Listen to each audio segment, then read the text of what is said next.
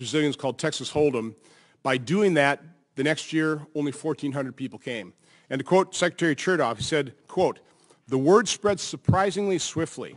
Within its first 30 days, the operation had already begun to deter illegal border crossings by Brazilians. In fact, the number of Brazilians apprehended dropped by 50%. After 60 days, the rate of Brazilian illegal immigration through this sector was down 90% and is still significantly depressed all across the border. In short, we learned that a concentrated effort of removal can actually discourage illegal entries by non-Mexicans on the southwest border." So I think my point in this problem-solving process is an achievable goal is something that we've already achieved at some point in time. The goal ought to be short-term, immediately. How do we reduce that flow, the 240,000 individuals in less than 6 months? How can we reduce that number? Listen, I'm all for helping Central American countries develop, providing opportunity, but that is years in the future. And it's certainly going to be a bigger problem when you have the drug cartels operating with impunity, destroying those public institutions. That is a really heavy lift. Michael Chertoff showed us there is a way for us to at least achieve this short-term goal of reducing that flow, and hopefully our witnesses will paint the picture that there's nothing humane about incentivizing people to take a very dangerous journey, reducing CBP, as I said last Friday, to a mere speed bump along the path to long-term residency in this country for unaccompanied children and people coming as family units. There's nothing humane about then those people basically living in the shadows, potentially being exploited by employers. This is a problem. We have to recognize it as such, and we have to do something to fix it. So I do ask that my written opening statement to be entered in the record. Without objection, it will be, and with that, I'll turn it over to Senator Peters. Well, thank you, Mr. Chairman, and thank you for holding this hearing today. You know, I appreciate the Chairman's focus on obtaining accurate, timely data on migration and border security. Certainly, few issues that we face today are as complex as this one or as controversial. Far too often, harmful rhetoric drowns out reasonable dialogue, and I hope that this hearing can cut through that rhetoric, and let's focus on the facts. The situation on our southern border in Mexico and throughout the northern triangle is dynamic. Our immigration system and our infrastructure should reflect that fact. The reality is that much of our current infrastructure was built to address the challenges of the 1990s and early last decade, when the majority of unauthorized border crossings were single men seeking economic opportunity. That is not what the statistics show us today, and it is not what our staff saw during a bipartisan delegation to the southern border last month. Overwhelmingly, they saw families from El Salvador, Guatemala, and Honduras. They saw parents with children. They saw children who had made the journey to the border without their parents. And they saw our hardworking law enforcement officers, public servants, volunteers, and civic leaders doing their best to manage what is certainly a very, very difficult situation. Many of these families are fleeing violence and extortion. Homicide rates in the Northern Triangle are some of the highest in the world. Corruption and impunity prevail. Only 3 out of every 100 homicides leads to trial and conviction. This breakdown of the rule of law is a clear push factor that drives migrants to flee these countries. Unfortunately, our system has not been able to keep pace with the increase in asylum claims. Screening interviews are being delayed. The average wait to appear before an immigration court is now over 2 years, and the backlog is quickly approaching 1 million cases. This is simply unacceptable. We need to do more to decrease processing times while increasing border security. We absolutely need to secure borders, but it will take cooperation and credibility, not chaos and confusion. This administration will need to cooperate with Mexico, Honduras, Guatemala, El Salvador, and international organizations to take on cartels and corruption. They will also need to cooperate with Congress and build credibility. Unfortunately, this administration has provided too much chaos and confusion and too little credibility.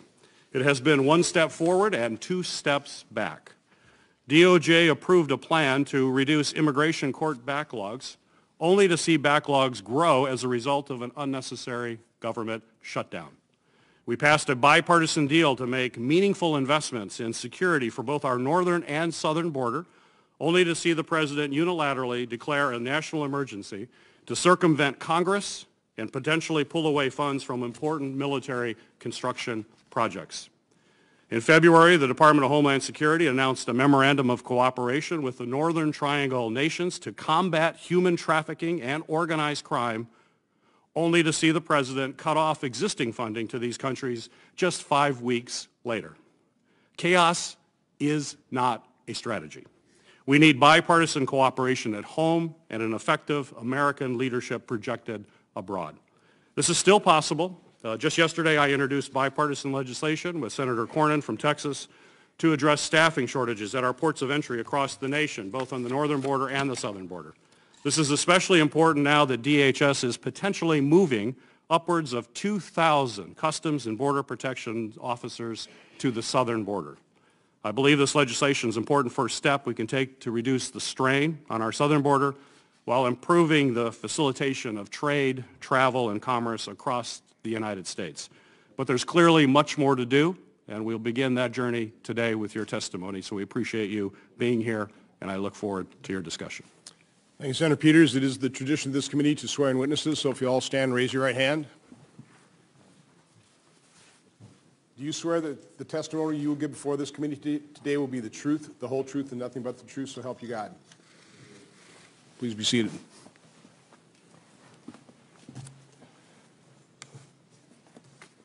Let me first say that if the committee members have not read the full testimony of all the witnesses, I'd really urge you to do so. It's excellent. As a result, what I've decided to do is give all three witnesses 7 minutes. Normally we just give people 5. But 7 minutes to summarize that excellent written testimony. And our first witness will be Mr. Mark Morgan. Mr. Morgan is the former chief of the U.S. Border Patrol. Prior to joining the Border Patrol, Mr. Morgan spent 20 years in the FBI, including nearly 3 years as a special agent in charge of the FBI's El Paso division. Mr. Morgan. Chairman Johnson, Ranking Member Peters, and members of the committee, it is a privilege to appear before you today. I enthusiastically agreed to appear when I was asked because I truly believe that our country is at a crossroads. With more than 30 years of public service, I'm extremely concerned about the growing risk to our nation's safety, national security, and rule of law due to illegal and uncontrolled immigration. We are experiencing a crisis at the southern border at a magnitude never seen in modern times. It's unprecedented. In the words of the former DHS Secretary Jay Johnson, by anyone's definition, by any measure, right now, we have a crisis at a border. I will say it's chaos. Make no mistake, our personnel and resources are overwhelmed. They are drowning. And as each day passes, the threat to our country and the rule of law worsens. The loopholes in our asylum laws and nonsensical judicial precedent has driven what has devolved into essentially an open border policy for a certain demographic. Central American families are incentivized and rewarded to come here illegally into our southwest border because they know DHS, by law, has to release them within 20 days into the interior of the United States where they're going to be allowed to remain indefinitely. It's simple. They know they set one foot on American soil, say the magic words, and they're allowed into the U.S., and they know it. Through social media, smugglers, and family members who have successfully exploited our laws and remained in the U.S. legally, they are well informed. What should sound an additional alarm of concern is that most of these family members we're allowing in, we can't properly vet. Let that soak in just for a second. We're letting in tens of thousands of people in this country every day who we know virtually nothing about. We must start being intellectually honest. Those coming, they're not all bad, but they're not all good. What is happening is counterintuitive to the rule of law and defies basic principles of sovereignty. Here's a couple of false narratives quickly I'd like to address. Only 15% of those coming in have found to have valid asylum claims, which really debunks the uniform outrage often used that immigrants are fleeing from extreme violence and persecution. In fact, recent statistics that I've seen have shown that the murder rate per capita has declined in the Northern Triangle countries. Baltimore, for example, has a higher murder rate per capita than Guatemala. The fact is, they are being pulled here for 2 reasons: economic equality and family reunification. Neither are valid claims under the asylum process. Nevertheless, we continue to facilitate an abuse of our laws and the generosity of this country. As a society, we cannot turn our backs and ignore the law, especially Congress. We can't selectively enforce the laws based on political ideology or a personal sense of morality. There's another false narrative which goes something like this: but the numbers of illegal immigrants are way down, so it can't possibly be a crisis. It's essential to look at the context behind those numbers to evaluate their true meaning. In the late 1990s and 2000, there was 1.5 million apprehensions in the border, but as previously mentioned, the overwhelming majority were Mexican adults, of which we deported 90% of them, sometimes within hours of being apprehended. Additionally, 1/3 of those apprehended were recidivism, meaning the same person going back and forth. So those numbers are really about 1 million. But back then, everyone agreed it was a crisis. Today, 60 to 65% of those illegally crossing are family units and minors. And because of our broken laws and policies, those individuals are allowed into the country. So let's do the math. 1 million this year anticipated. That means we're going to release 650,000 individuals into this country that are going to remain here indefinitely. This makes the current crisis, in my opinion, the worst we've ever experienced. In 2016, as chief, I estimated 15% of the agents' resources were being diverted from the front lines to support humanitarian activities. I saw that as a crisis, and so did everyone else. Now, Border Patrol is diverting 40% of their personnel away from the front lines to provide humanitarian-related functions. Meanwhile, the cartels are exploiting the resulting increased gaps because of our resources being diverted. Simply put, more drugs and criminal aliens are illegally entering the U.S. It's common sense. While the Border Patrol personnel are at their breaking point supporting the humanitarian crisis, the cartels are expanding the threat crisis while they're getting rich. It's a multi-billion-dollar industry for the cartels. Here's something else that's not discussed. We know that the unfathomable abuse suffered by those making a dangerous journey. That's been talked about a lot. But the victimization of this vulnerable category of people that are coming in doesn't stop when they complete their entry into the U.S., nor does the criminal activity, those criminal aliens making their way into the country. Many of those seeking improved economic equality and family reunification continue to be preyed upon and victimized long after they've made their way to the United States. I've seen firsthand the transition of countless youths into gang membership. And the reasons are varied, but have remained consistent. And the young immigrant population is increasingly susceptible and vulnerable to gang recruitment. That's a reality. Additionally, the ability to interdict and seize illegal narcotics is being negatively impacted as well. Another cause and effect of the unprecedented humanitarian crisis. Again, it's common sense. Shut down interior checkpoints, divert 40% of your resources away from enforcement action. We shouldn't be surprised the smugglers are exploiting the wide open border. And as for the talking point that more drugs are seized at the POE ports of entry, simply false. 50% of the border is wide open, 40% of your resources directed away from law enforcement. We have no idea. We have no idea what's coming in our southwest border. How can we fix this? We need Congress to pass new legislation to fix outdated laws and gaps in the DHS authorities.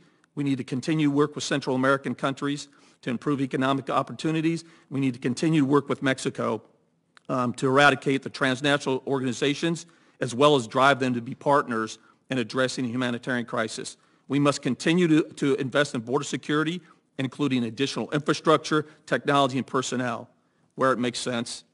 And we need increased support for appropriate interior enforcement.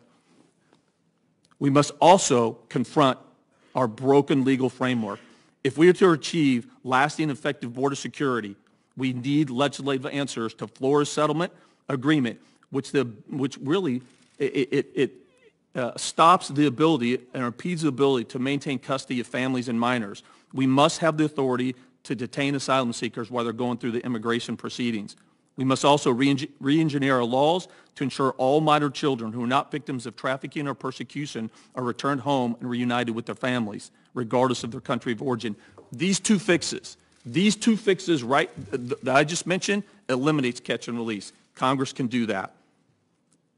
The last fix that I want to talk about quickly, and I'll wrap up here, a crisis requires swift, immediate, and bold action. It is chaotic. We have a crisis.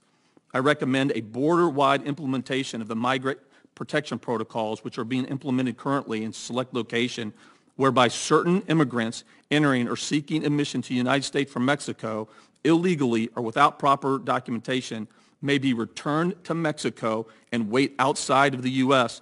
for the duration of the immigration proceedings. Mexico has to get off the sidelines and be a proactive partner in this solution.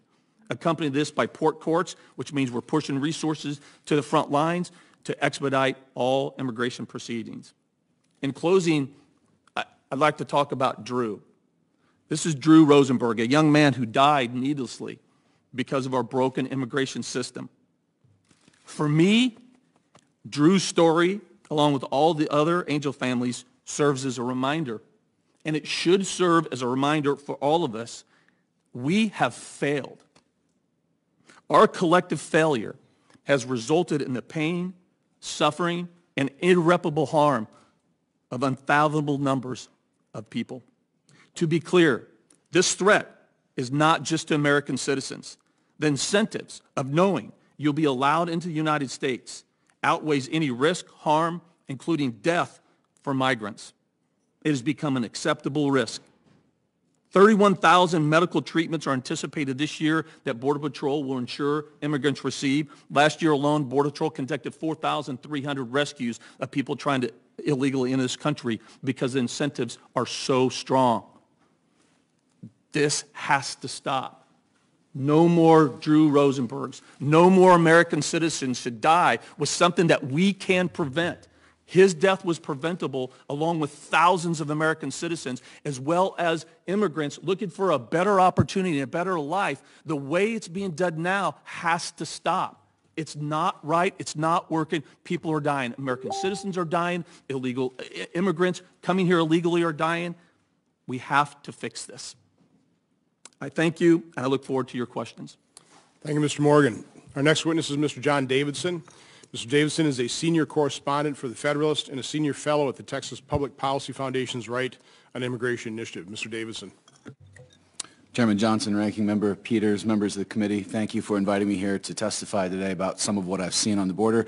I just want to highlight 3 key points from my written testimony, which you all have. The first is the scale of people coming across into Texas communities and cities this year compared to last year and the way that those communities are in crisis.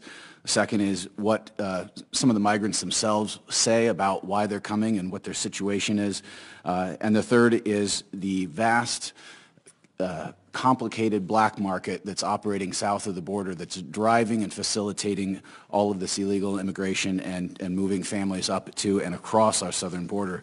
About this time last year, I visited the Catholic Charities Respite Center in McAllen, Texas, which at that time was receiving between 60 and 120 people a day, all of them families from Central America that had been discharged from ICE custody.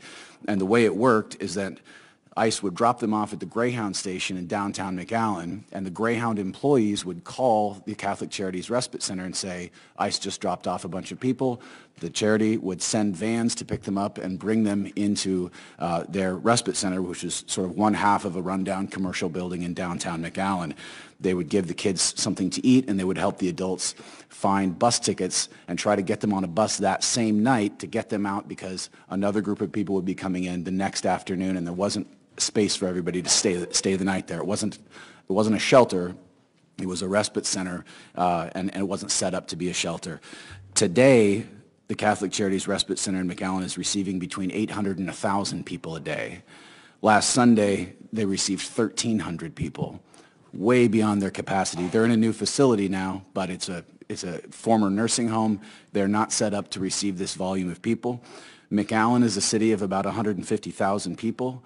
And they, according to the mayor of the town and according to people that live there, they're now facing the prospect of thousands of migrants discharged from ICE custody, wandering the streets and sleeping in doorways and on park benches. By any measure, the situation there is an emergency. This is just one border town in Texas. Something similar is playing out all up and down the border and all throughout southern Texas. And I want to talk as well about some of the conversations and the time I've spent talking with migrants themselves.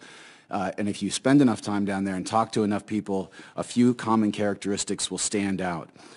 The first is the majority of these family units are men traveling with one or more children, usually just one. Many of them will say they have a wife and other children back in their home countries, that they are coming here to find work and send money back home. They freely admit this. They are headed for all points across the United States and often have networks of family and relatives in those places. Many of them already have jobs lined up. Nearly all of them will say that they left their homes because of gang violence, threats, extortion, etc., or that they simply have nothing, and they are claiming asylum. At the same time, many of them will admit that they don't plan to remain in the U.S. permanently and have a set amount of time that they plan to stay and live here and work before returning to their homes and their families. 1.5 years, 3 years, 5 years, it varies, but a lot of them will say this. They all say that they paid a smuggler to secure safe passage across the border, anywhere from $2,000 to $6,000 per person on average, sometimes more. Generally, they take cars or buses transiting through Mexico. Some of them will stay in hotels along the way. A lot of the groups, especially those showing up in downtown El Paso, appear to be in pretty good shape, and they report that they got here with no problem and were only on the road for 3 to 5 days generally. Despite the challenges and dangers they face in their home countries, the vast majority of these people appear, by all accounts, to be not refugees but economic migrants, and very few of them appear to have what sound like valid asylum claims. Part of what's driving this, and this is the third point I want to emphasize especially, is that what's happening here is not an accident, it is an industry. And when we talk about the migration pipeline through Mexico, we're talking about a very large international smuggling black market that's worth billions of dollars. A complex network of smugglers, local officials, drivers, landowners, lookouts, loan sharks in Central America, and Mexican drug cartels control the migration flow through Mexico and have, over the past decade or so, refined it into a lucrative business enterprise. And the chief beneficiaries of this pipeline are Mexican drug cartels and the smuggling networks that work all throughout Mexico. The cartels require every man, woman, and child who pass across the border to pay a tax, which is usually included in the fee that the smugglers will quote to Central American families. Without paying this tax, migrants cannot cross the Rio Grande and in many cases are at risk of being kidnapped or otherwise exploited by these cartels in northern Mexico. The amount of money that they bring in is substantial. In the Gulf region alone, cartel factions are making hundreds of millions of dollars annually off illegal immigration, off this tax that they charge per person. And the numbers from last year were very high. Those numbers from this year will be orders of magnitude higher. This black market is sophisticated. The inception point is in villages and towns across Central America, and it works mostly at the beginning through word of mouth. If you want to migrate, you get a hold of somebody whose family member or neighbor migrated, and they put you in touch with a local smuggler who quotes you a price. Adults who bring a child with them get a cheaper price because it's easier for smugglers to transport families claiming asylum than single adults who are trying to evade detection.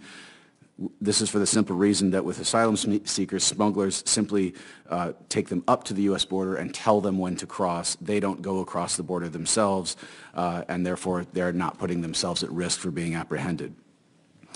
Smugglers themselves are telling potential migrant families that if they claim asylum, they'll be allowed to stay in the U.S. and work. They don't have deep knowledge of asylum policy, but they know enough to be able to sell the services that they're trying to get families to buy.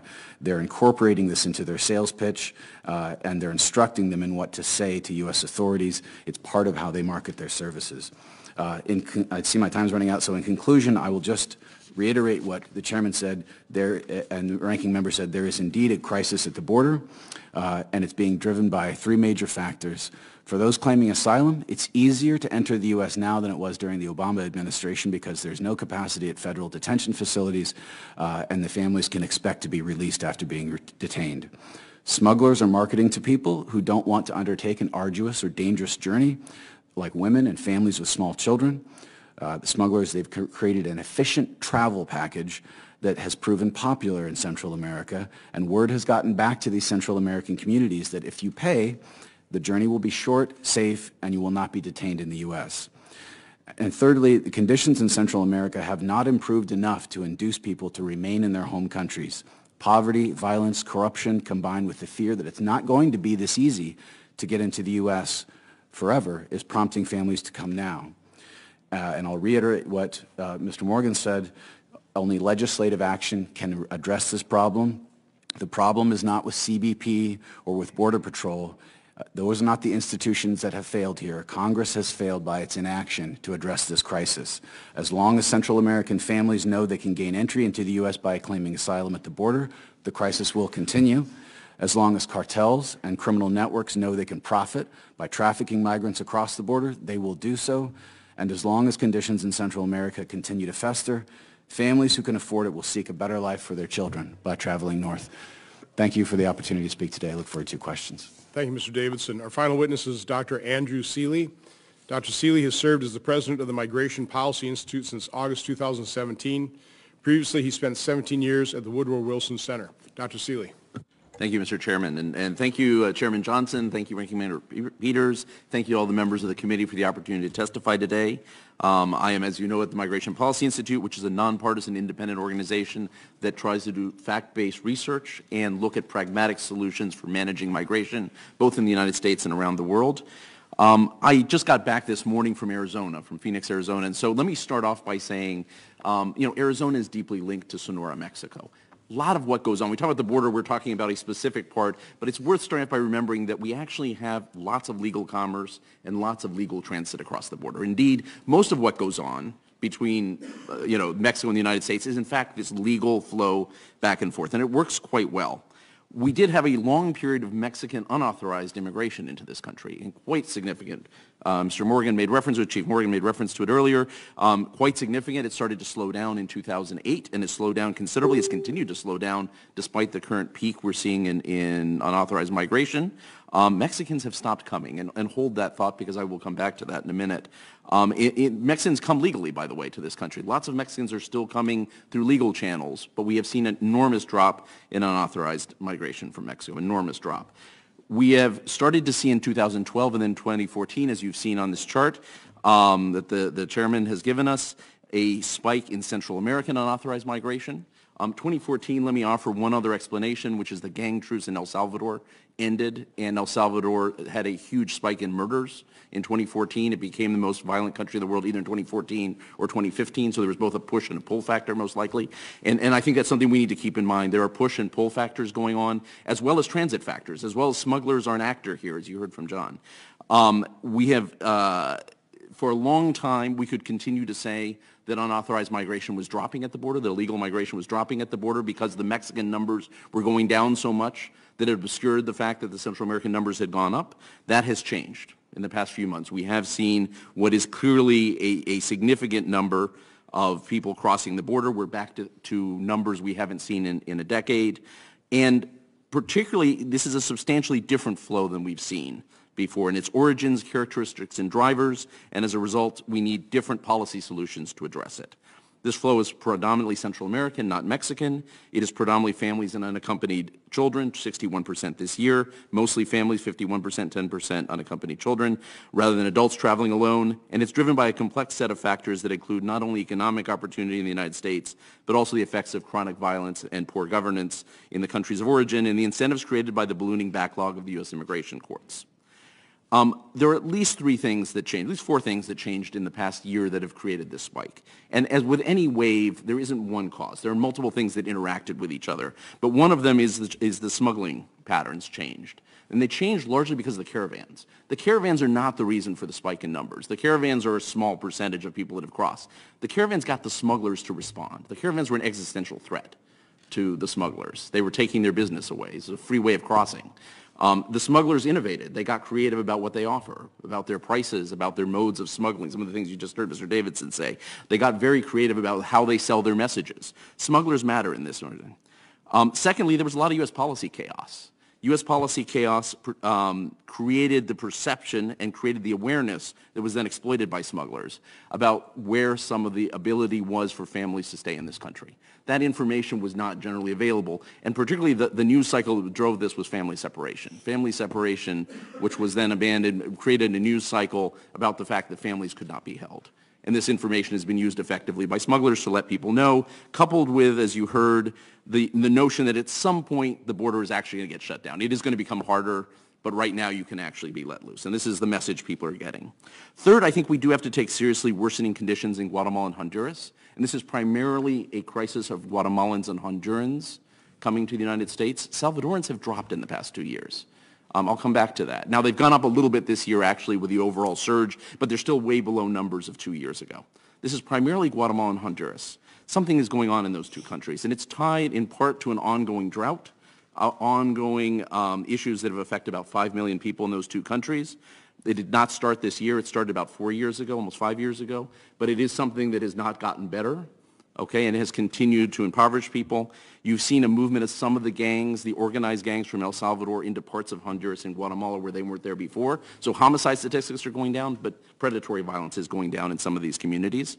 And you're seeing a worsening governance situation in both Guatemala and Honduras, unlike El Salvador. You're seeing actually in Guatemala and Honduras significant backsliding in democracy in the past year. And the government's taking on international bodies that were set there to help the Attorney General's office take on corruption. And that's a big issue. And in terms of people's sense of, is my country going to get better? That matters. Now, in the same way, and there's one other possible explanation, which I would almost discard, but not quite, which is that Mexico's new government sort of let everyone through. That doesn't seem to be true. I mean, looking at the numbers, Mexican enforcement has more or less continued on autopilot as it always did. The numbers look very similar this year, the last 3 months, the 4 months of this new administration versus a year before. However, there was clearly, in the same way as in the U.S., a bit of policy chaos. There's been a bit of policy chaos in Mexico about what their message is. They've started talking about creating legal pathways that they don't yet have. And so that may have also been part of the smuggler's message, which is it's easier to get through Mexico. It's not a drop in enforcement, but it is a change in messaging. So in the same way there's no single factor leading to the rise in migration, there's no single way of fixing this. But let me throw out 3 options that would actually help us deal with this. The first is to fix the asylum system. This is not a question of trying to get around Flores or get around DVPRA. This is a question of an asylum system that can't make decisions about who needs protection and who doesn't. This is something in our power to do. It's something your power to do, and it's something in the administration's power to do, is to make the asylum system make timely decisions. If we can make timely decisions, it would be both more fair to people who have real asylum claims, and I've talked to a lot of people who have pretty strong asylum claims. So out there I can tell you there's a bunch of people that do, and we should be giving them justice in real time and giving them protection in real time. But it would also discourage people that don't have asylum claims, and there are a lot of people who are economic migrants, and they should actually be returned with them, because asylum is not the pathway for people who are economic migrants. We can talk later about labor migration and how we do this, but we don't want the asylum system used for that. There's a simple way of doing this, and nothing is simple, right? But there is a way that is actually doable, which is instead of sending everything to the backlogged immigration courts, we have asylum officers make the first decision. DHS can actually have asylum officers, USCIS can make the first decision. This is what we do with refugees. I mean, we have a pattern. No, in the U.S., but at the border, rather than sending, we can actually, have the asylum officers make that. We would require a rule change or legislation, but it is eminently doable. You could make decisions in months instead of years. Okay, we don't actually need to hold children in detention centers either. We can actually make this. We can do case management. There are lots of ways we can do this. It's both humane, but also tough. Okay? Secondly, we need to work with Mexico to strengthen their migration system. They have said, the new government has said that they want to strengthen their asylum system, give more people asylum. They've said they want to create labor migration. There are parts of Mexico with real labor needs. We should help them do this. This is in our interest. It's in their interest. I don't know if it's going to happen quickly or effectively, and it is something in which we could be very helpful as a partner in doing. We have some experience in doing this as well. We could bring in the Canadians and others, but this is something we should take advantage of the moment. The more people stay in Mexico and the more they fill labor needs and they receive protection in Mexico, less pressure on our border. It's time to take advantage of that. Third, we should work with Mexico and Central America to tackle the smuggling networks. We can talk about that, and we should prioritize the predatory networks and the ones dealing in special interest immigrants. And finally, we do need to invest in governance, public security, and youth employment in Central America. Mexico is the case that shows us that over time, some things do make a difference. I mean, in Mexico's case, more Mexican investments, but it was also tying the economy to the U.S., where people stopped coming. The U.S. economy is really good, by the way. I forgot to mention, the U.S. economy is really good. Mexicans aren't coming.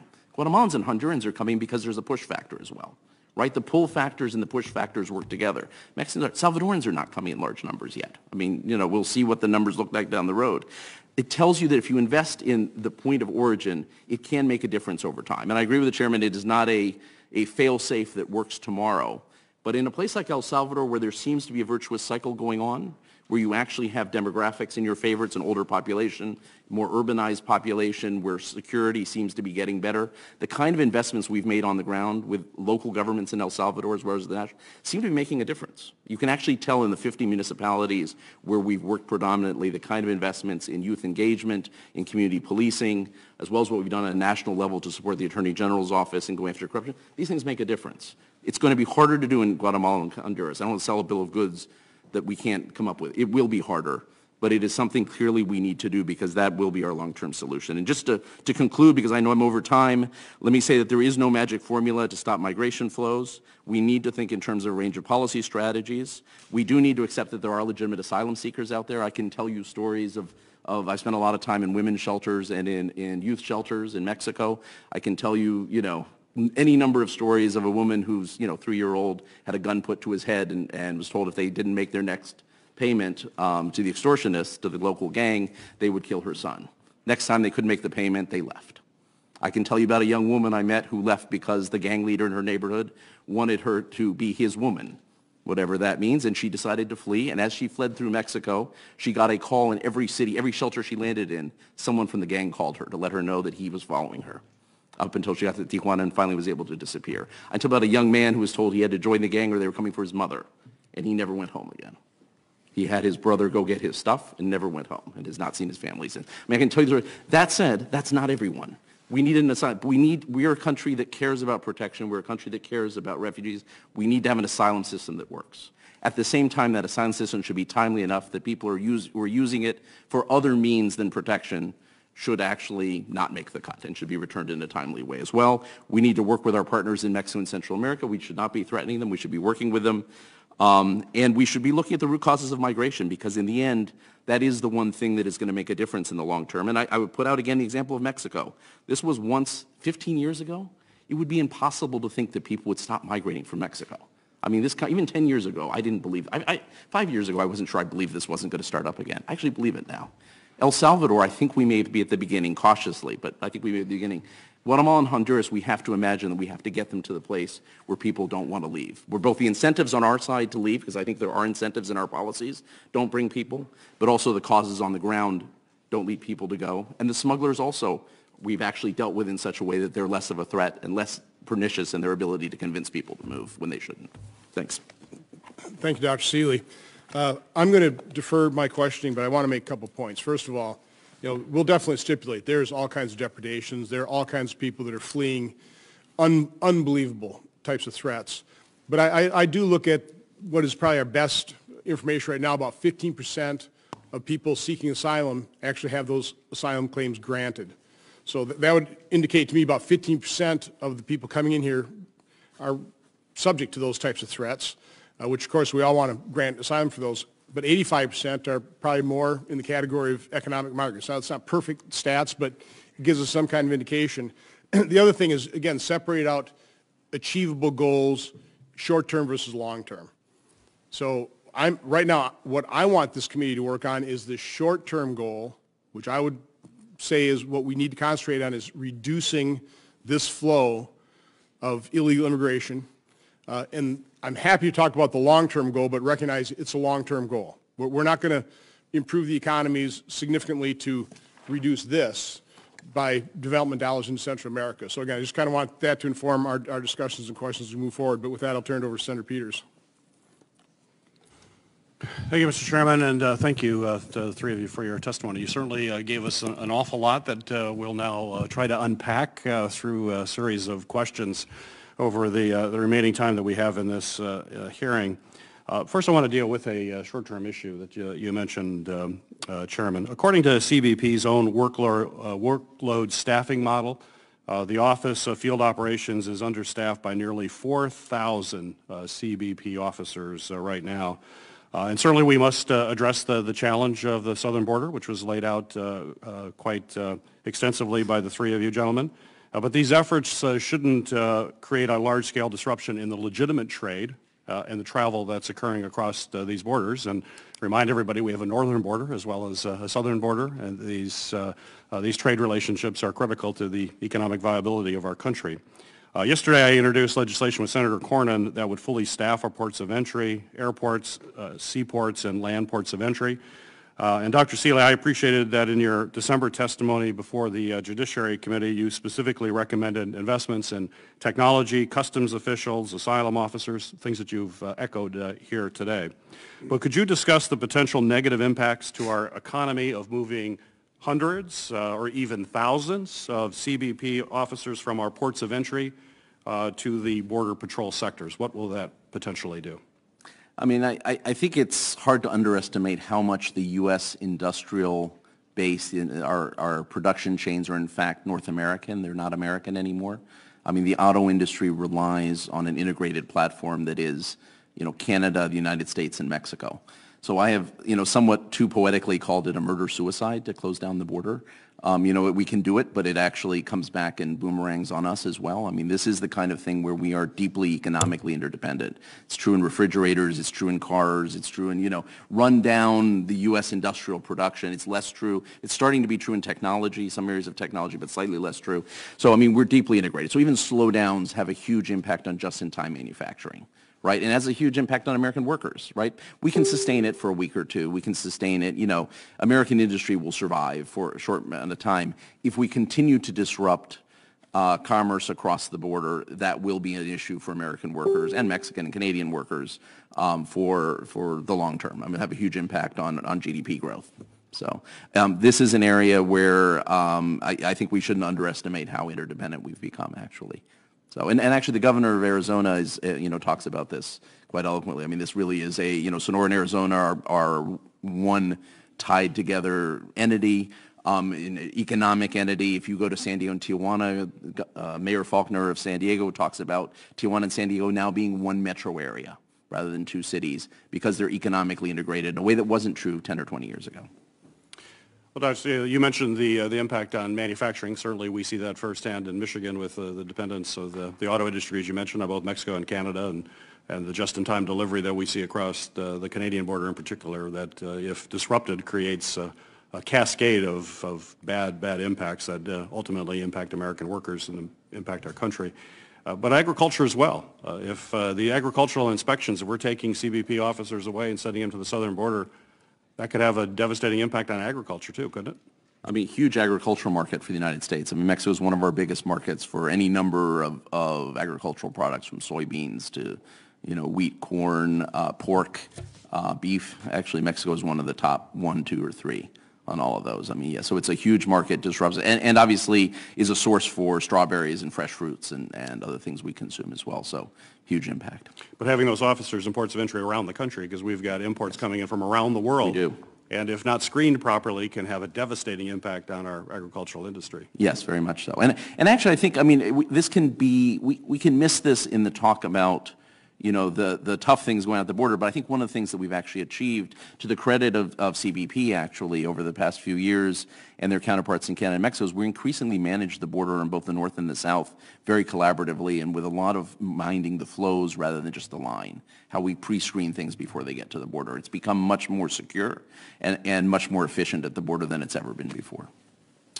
In 2016, to Senator Johnson, you included a measure in the NDAA to establish some baseline metrics for the DHS to measure security along the borders, and I want to compliment you on that. I think that's an important effort to understanding what exactly we're dealing with, and data is critical. We want to make this fact-based and data-driven as to what we do going forward. So I'd like to ask the panel, is there additional data that CBP should be collecting in your estimation so that we can get a real true sense of what's happening here? I'll start with you, Mr. Morgan. Well, I think you look at the data right now, I think they're doing a pretty good job. I mean, the data's not perfect. I do agree there's some improvement in some areas. I think we saw in the past that, when you take an action like separation of families, we should do a better job of that data. I think we can all agree on that.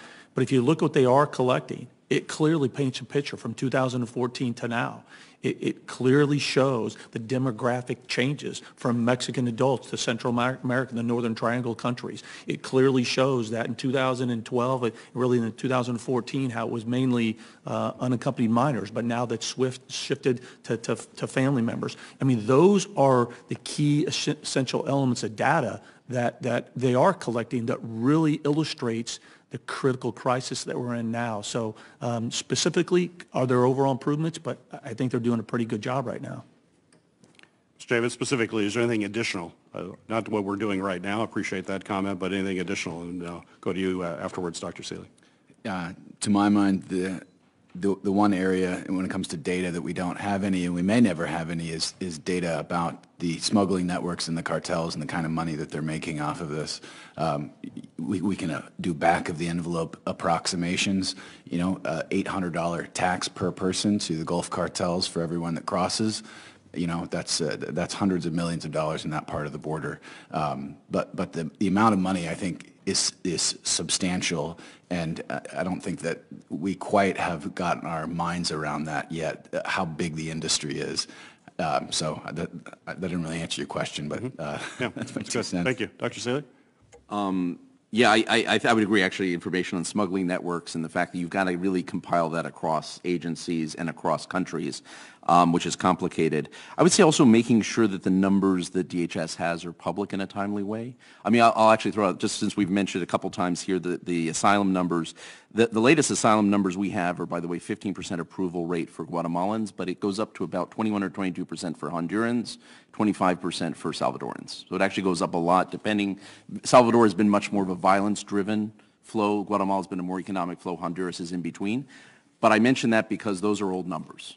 Okay, we don't actually have updated numbers. So a lot of the numbers that we deal with on the outside, but I suspect a number that people are on the inside are dealing with also have a giant lag in them. And so investing in up-to-date, especially when we're dealing with things that change in 2 months, right? This would have been a different conversation 3 months ago than it is right now. Mm-hmm. So we have to have real-time numbers that can be socialized across agencies to Congress and to the wider world. Thank you. Thanks, Senator Peters. As the accountant on the committee, drives me nuts we don't have the kind of data that we really do need. But I agree with Chief Morgan that we've done a pretty good job. We kind of have this assessed, but yeah, I mean, I would like to know exactly what it is in terms of percent asylum claims right now that are valid. That gives us information. Talking to the Secretary last week, her sense was it is shifting more and more to an economic migrant flow. But again, you just don't have the data on it. Senator Hassan. Well, thank you very much, Mr. Chair and Ranking Member Peters, for this hearing. Thank you to our witnesses today. And I wanted to thank the Ranking Member for his opening comments and associate myself with them. Thank you for that. Dr. Seeley, we have heard from all three of you today about the impact of drug cartels at our southern border. Last year, I was at the border myself, and one of the things that I heard from agents on the front lines was the need to stem the flow of illegal firearms and cash southbound from the United States to Mexico, because that's, of course, feeding the cartels. Firearms and cash make their way into the hands of these cartels, empowering and driving them to commit more acts of violence on both sides of the border. So, Dr. Seeley, in your opinion, what needs to be done to improve our capacity to conduct southbound inspections at the U.S.-Mexico border? That's a tough one because you don't want to, you want to gum up the system going right. south, and at the same time, it really is a problem. We have a circular business here, right? The cartels are moving narcotics northward across the border, right. But the money that is spent by American consumers of illegal narcotics is then going back into Mexico. Some of it's being used to purchase arms and head back. We have a real circular trade going on here. Probably the best way of dealing with this is not actually stopping people at the line, but it's looking at the flows. It's what CBP has become increasingly adept at doing. The FBI does very well as well, which is increasingly, it's how do you follow the networks of people that are involved in arms trafficking? Right. How do you do the kind of investigations that allow you to figure out who are the people that are moving the money? I mean, first of all, the financial side, who's moving the money? And some of it still moves in cash, which is hard to believe, this quantity of money. Some of it moves through the financial system. Some of it moves in cash, though, because those networks are there, right? People are going north, they're going south again. It's actually more in the investigation side. That's a coordination issue among agencies, and it's a coordination issue with Mexico as well. And that assumes that, of course, if we can have good investigations that follow the money and follow the firearms, we'll be able to disrupt the cartels, right? And the most we can hope for is disrupting, to be honest with you. I mean, I don't think we're going to stop the business by, stopping all the money, but disrupting it enough that you create chaos, a little bit of chaos, and disruption and a bit of degrading of their financial and logistical networks goes a long way. Right. And working obviously with governments south of the border too. Very much so. And we did this robustly right after, during the Calderon administration in Mexico, both with the Bush administration and the beginning of the Obama administration. We were very active, actually, on the financial side. We've moved a little bit away from it. Okay, that's helpful. We've also heard from other witnesses here today and many of us up on the dais about the migration that is happening despite the president and the administration's actions. If I understand your testimony correctly, you indicate that actually the opposite is true. In your view, are the actions and policy decisions of this administration contributing to the spike in migration and border crossings at the southern border right now? I think the answer is yes, although it wouldn't be the first administration that has done that. I mean, being fully balanced on this. My sense is that we have tried repeatedly to overreach and fix specific things. We've actually tried to limit people's access to asylum, trying to separate families, we need to be actually fixing our asylum system. I mean, there is one big thing we could do that would actually make this easier. Yep. We keep doing sort of overreaches. We try and do, so it was family separation, but then it was in a DHS order to not take asylum applications between ports of entry that was stopped in the courts.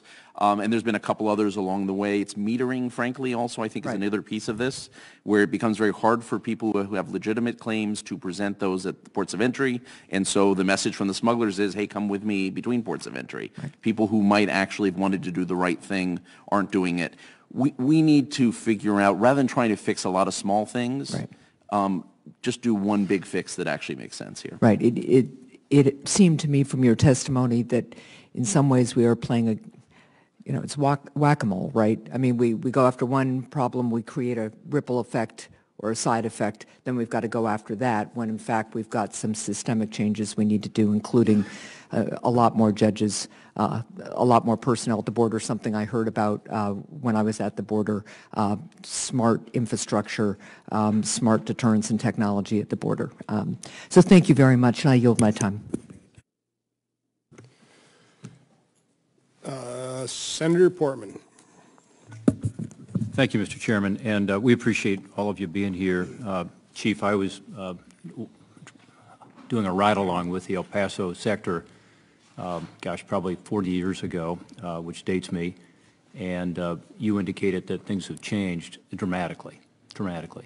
So at that time, it was primarily men coming over from Mexico looking for work, and the numbers were about 1 million, but I actually was working with some of those men at that time, and some of them were apprehended by the Border Patrol. They were back that night because they were sent back to Mexico, and they simply crossed again. And there wasn't the families, there weren't the kids, and so it's a very different concern. On data, I couldn't agree with you all more. We want the data. We want it in a timely fashion. We really don't have good numbers. We do know that the vast majority, whether it's 15 or 20% of asylum claims are turned down. So that's, I guess we know that generally speaking. We also know that of those 10% roughly, we're told by the Secretary of DHS, who are now being sent back to Mexico to await the hearing, which is a pilot program in effect, that there seems to be some indication that those individuals are not staying in Mexico waiting for their hearing, but going back to their home country, which is primarily Northern Triangle countries. Does anybody have any data on that, any information on that? Dr. Seeley, you may know about that program, Chief, or Mr. Davidson. Any thoughts on what those numbers are? Okay. Dr. Seeley, do you know? I can try and get that to the extent the Mexican authorities may know something, but I've not seen that. My sense is from journalists that are following this, there's a set of journalists that have been following this, most people seem to be staying and waiting to see how their case plays out, but I wouldn't doubt you get a few people headed back. You know, it's still too new. We're talking about 300 people, more or less, last number I saw earlier this week that have been returned, so it's still a small I don't think number. it's the solution to the entire problem, because I think you've got to deal with the broader issue, including, in my view, dealing with the TVPRA issue and the Flores decision, and just coming up with a new approach generally to immigration. But I think it's an interesting short-term effort to try to encourage people to stay in Mexico rather than coming over here and awaiting their hearing. What percentage of people who are released to the community actually show up at the hearing? Do we have that number? We have a general number. So what they say, the numbers that I understand, again, the numbers are not perfect, but about 40% don't show up. So they end up getting orders of deportation and absentia, and then the remaining do show up, and then, of course, the majority of those, the claim is found to be unsubstantiated. Do you agree with that, Dr. Seeley? That's about right. It depends on what group you're talking about. For families, it's fairly high. For people tend to show up. There's two places that people can disappear, right? One is they get through, they're released, they're either given a notice to appear and they don't show up, or they do show up. They go through credible fear, and then they have to apply for asylum. So a lot of the disappearance comes at that point. People don't apply for asylum, or they don't show up for their NTA hearing. Once people apply for asylum, the numbers are pretty good about people carrying through their case. And people that have lawyers actually overwhelmingly carry through their case. But I would say the numbers I've seen are probably there. 40% probably don't, 60% do. So I think most people we represent would be surprised by those numbers and think there's a broken system here. And we just added a lot more judges, as you know, in this latest appropriations bill, and we also added some other things to border security, including more inspections at the border for drugs. And in Ohio, we're getting slammed by drugs coming across that border. Most of the fentanyl, by the way, comes through the mail from China, but some of it's coming from Mexico now, and in higher numbers. That number has increased. But the crystal meth, which is our new problem in Ohio, is primarily, maybe exclusively even being made in Mexico and coming across. And of course, heroin's been coming across about 90% from through the border. So this inspection technology, I hope, will work better. And Chief, I don't know if you had much exposure to that at the ports of entry, but do you feel as though this new technology is going to make a big difference in terms of being able to stop some of the flow of drugs? Absolutely. Unequivocally, we need more technology. We need more technology at the ports. We need more technology in between the ports. Absolutely. But make no mistake, one of the false narratives that out there is that more drugs are interdicted at the ports. Well, first of all, just on its facts, that's incorrect. If you take into account, cocaine, heroin, fentanyl, and methamphetamines, yes, at the ports. But if you take in consideration all drugs, pound for pound, more is actually interdicted in between the ports. And what is another element that's critically important in that false narrative is 50% of the border is wide open. And now that 40% of the Border Patrol resources are diverted to do the humanitarian mission, the border is even more unsecured. So the real thing we should be focusing on and talking about is we have no idea, sir, what is coming through our border because it's unsecure. We have no idea. Mm-hmm. Again, going to data, hard to get the good data when we don't have the ability to collect the data. Let me ask you another question. One of the things we focus on a lot is, the push factors, and I agree that the Northern Triangle countries deserve to have more assistance from us that's effective. We've tried different things. We tried the Millennium Challenge approach, particularly in Honduras, which I had great hope for. Frankly, it didn't work out as I'd hoped. I was on that board at one point when I was U.S. Trade Representative and was very supportive of trying to help change some of the institutions in those countries to create more rule of law and to create the basis for economic development. So I'm not sure we know how to do that, but we should do more of that.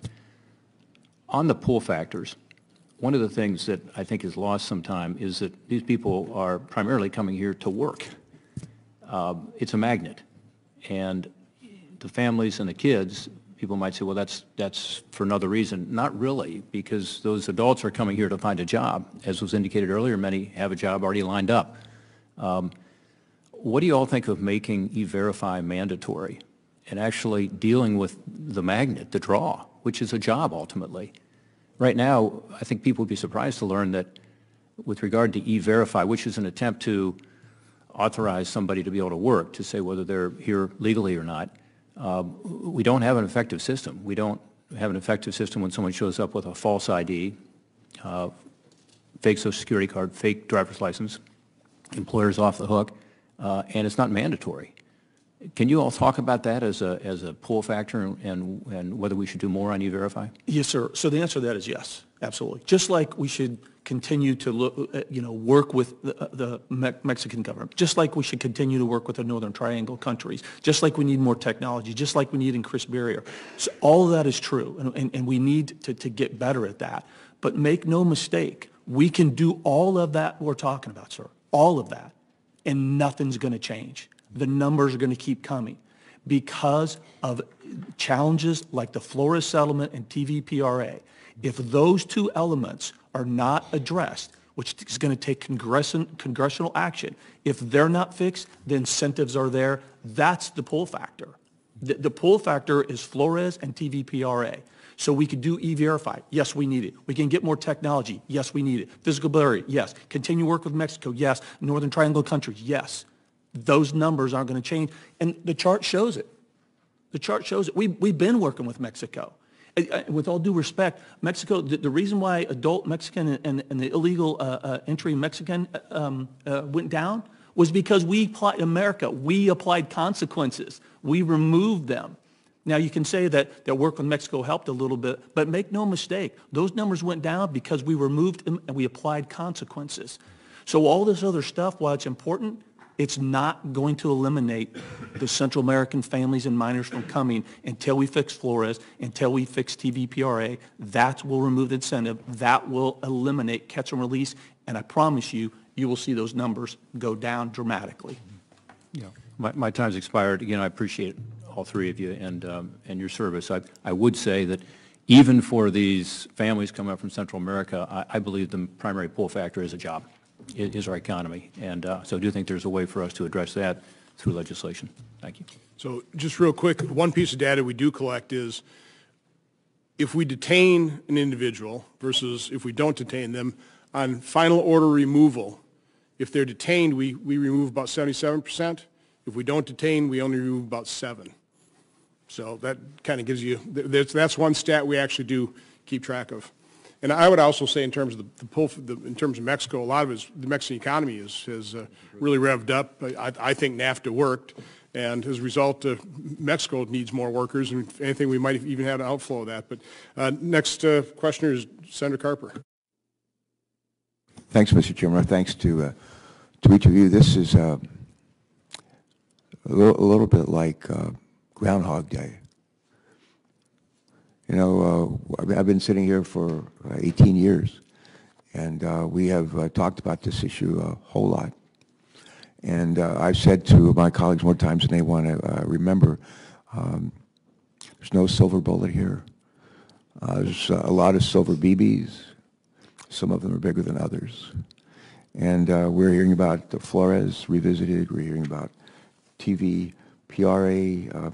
I had the privilege of leading a congressional delegation with Jeff Merkley and some of our House colleagues about a month ago. And we were in Honduras, Guatemala, and Salvador. We don't have an ambassador in Honduras. Haven't had one all year. Didn't have one last year. Didn't have one the year before. That's crazy.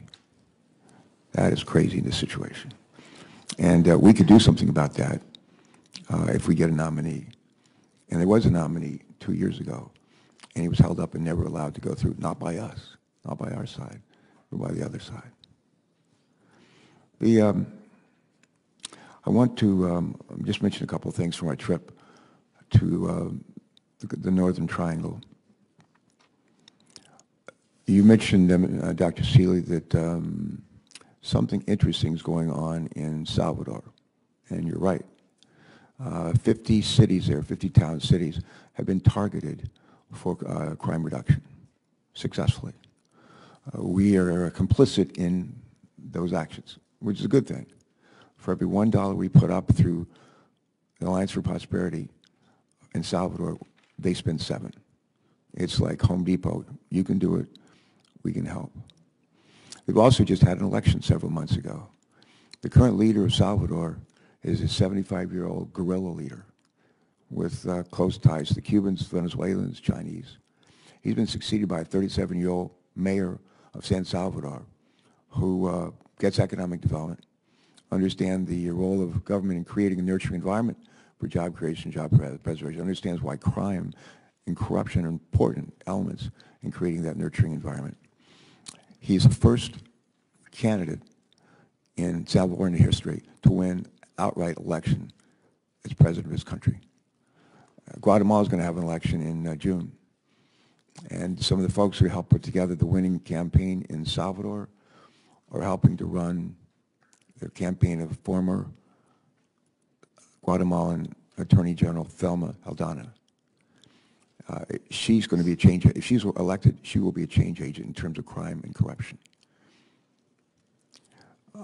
There's something for us to learn from that election in El Salvador, and the fact that illegal immigration is not dropping in Salvador, but is not skyrocketing. And I think it's in part because the people who live there sense a renewed sense of hope and opportunity. We've talked a bit about what can Congress do. Revisit Flores' decision. It's been mentioned here, part of the problem is, a big problem, part of the draw here is we got 157 million people who went to work today in this country. 157 million. There's about 3 or 4 million jobs that nobody showed up to do. So they don't want, Americans want to do that work, can't do that work, not educated to do that work. And there's folks who want to come to this country who can and are willing to do that work. And they'll try real hard to get here, to have these opportunities. We passed by a 2/3 margin immigration reform. How many years ago was it? 6, 7, 8 years ago. And part of that was guest visitor worker program, which I think makes all the sense in the world. And the opportunity, I've talked to so many people in these 3 countries in the Northern Triangle say, well, we don't want to come and live in America and stay here. We'd actually like to be able to come here and work some and go home and eventually live full-time in our country. We hear that again and again. That would work for us, and I think it would work for them. I interrupted one of your questions. I think you mentioned asylum, the ability to have access to asylum pleas almost upon entering this country. Secretary Nielsen's been pushing the idea of asylum hearings, literally in our consulates within Honduras, Guatemala, and Salvador, which I think makes some sense. So let me just ask, just go down the line. Dr. Seeley, you could take it first. Does that make any sense? Thank you, Senator. I think it does make sense. I think we'd have to figure out how we structure it. The devil's in the details a bit, but it's a good idea to think of in-country processing. We have to have a way of protecting people if they're making an asylum application in their own country. We had a pilot program, very small pilot program in the Obama administration, the CAM, where we did this with minors. We can learn from that experience and build on it. And we did have a way of getting people to Costa Rica to be protected while their asylum application was pending. It was actually not asylum. It was done through a different figure, but it was nonetheless the same idea. We could also be talking with the Mexican government about doing asylum processing in southern Mexico. I'm not sure whether that would fly or not. I mean, it's not clear to me that's it would work, but it is also something we could be having a productive conversation. People get into Mexico, have a safe zone, and have some, under international auspices where people can apply for asylum, perhaps in both countries. So, thank you. Thanks. Mr. Davis, just very briefly, please. I would say to the point earlier about the Remain in Mexico pilot program that they're trotting out, there is not a lot of information about it, about the numbers. It's not high, a couple hundred, maybe 300 or so. But the initial reports from that I've seen is that it's very chaotic and very difficult for people who are remaining in Mexico to even know when their court date is here in the United States and to get here in time for the court date to communicate with attorneys. The idea that we are going to go through like full asylum hearings for all these people that are showing up, I think is a losing proposition, and having expedited evaluation of asylum claims at the border or shortly after people come across, empowering CBP or somebody else, federal agents along the border to be able to do that in a timely fashion and not have this deal where they're going to have to go through the court system and the backlogs and having them come back and forth across the border multiple times to pursue their asylum claims. I don't see how that's workable. Yeah. Okay. And so far, it's been very chaotic and it's been a mess. Very briefly, Mr. Morgan, please. Same question. I absolutely think it's a good idea, but both in their country of origin and Mexico, I agree there's some chaos, but whenever you're trying something new, there's always some chaos. So I think the devil will be in the details. I think we can work that out. But what I see from a law enforcement perspective, being in charge of this issue on the border is what it does is it takes away one of the important elements, the incentive to come here. Again, we have to keep going back to the incentive. And if they know that if they set one foot on the soil, if they know they're not going to automatically just be allowed in and stay here indefinitely, it's going to reduce the flow. It's a good idea. All right, thanks. Thanks, Senator Carper. While we're on the subject, let me quick ask, because we talk about asylum in the country. That's really asking for refugee status, correct? I mean, asylum can only be applied for when you're in the country. Or do we have to change that law? And also, isn't there a distinction, too, that you really ought to be claiming asylum in the first safe country, and we're kind of the second safe country, which would give us some latitude to change how we deal with asylum with people from Central America that are coming through Mexico? Yes, Chairman. Mexico should be a safe third country. Technically, the way the international asylum laws are supposed to function is you should be claiming asylum in the first country, the first border you come to. You've left your country, that persecution, whatever you're facing is now done. You're in that safe third country.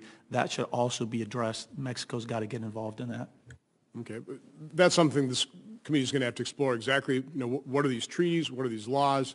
And to Dr. Seeley's point, what can we do to expedite those initial determinations, and people that simply don't have the valid asylum claim, where, again, a larger percentage of these are really coming for, as economic migrants, which we fully understand, but it doesn't qualify, and those people need to be returned as a consequence. Senator Rosen. Turn it on. Thank you so much, Mr. Chairman. Thank you for your testimony here today. I want to hear your thoughts on the impact of aid cuts or potential aid cuts to the Northern Triangle and some of our South American countries. So we've been stated here, of course, it's a significant number of migrants arriving at the border, their children, their young adults, many of whom claim a fear of persecution or harm from gang activity, other criminal groups. Last year, I visited the tent city in Tornillo and heard the stories of some of these young adults, just like you have, who fled their home for safety in the United States. So over the last several years, the U.S. has provided millions of dollars in foreign aid to support community-based crime and violence programs, which aim to provide services to youth who are at particular risk, can be victims or recruited, and also to protect women from domestic violence and other types of sexual violence. And so we've done other things that address route migration, programs like nutrition assistance, training police officers.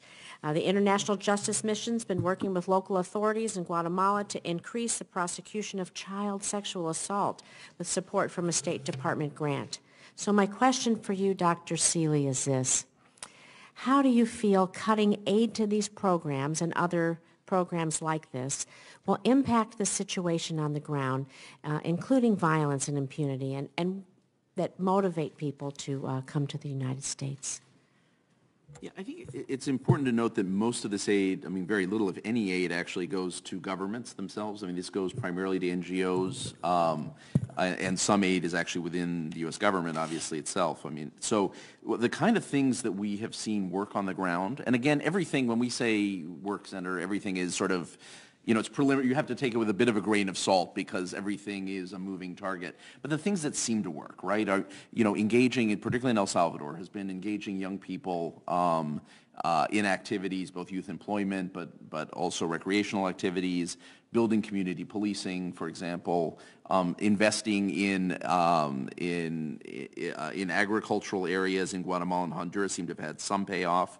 And then there's a lot of support for the kinds of prosecutions that you mentioned, and a lot of, in El Salvador, we've done a lot of work actually with the Attorney General's Office on prosecution of corruption as well, on technical know-how to be able to prosecute corruption. So my fears with aid cuts is you see a backsliding. The governments will not be affected in this sense, but communities will be affected, and people who are struggling to make their governments less corrupt will be affected. The institutions and the organizations that have been pushing for better governance are the ones that are affected.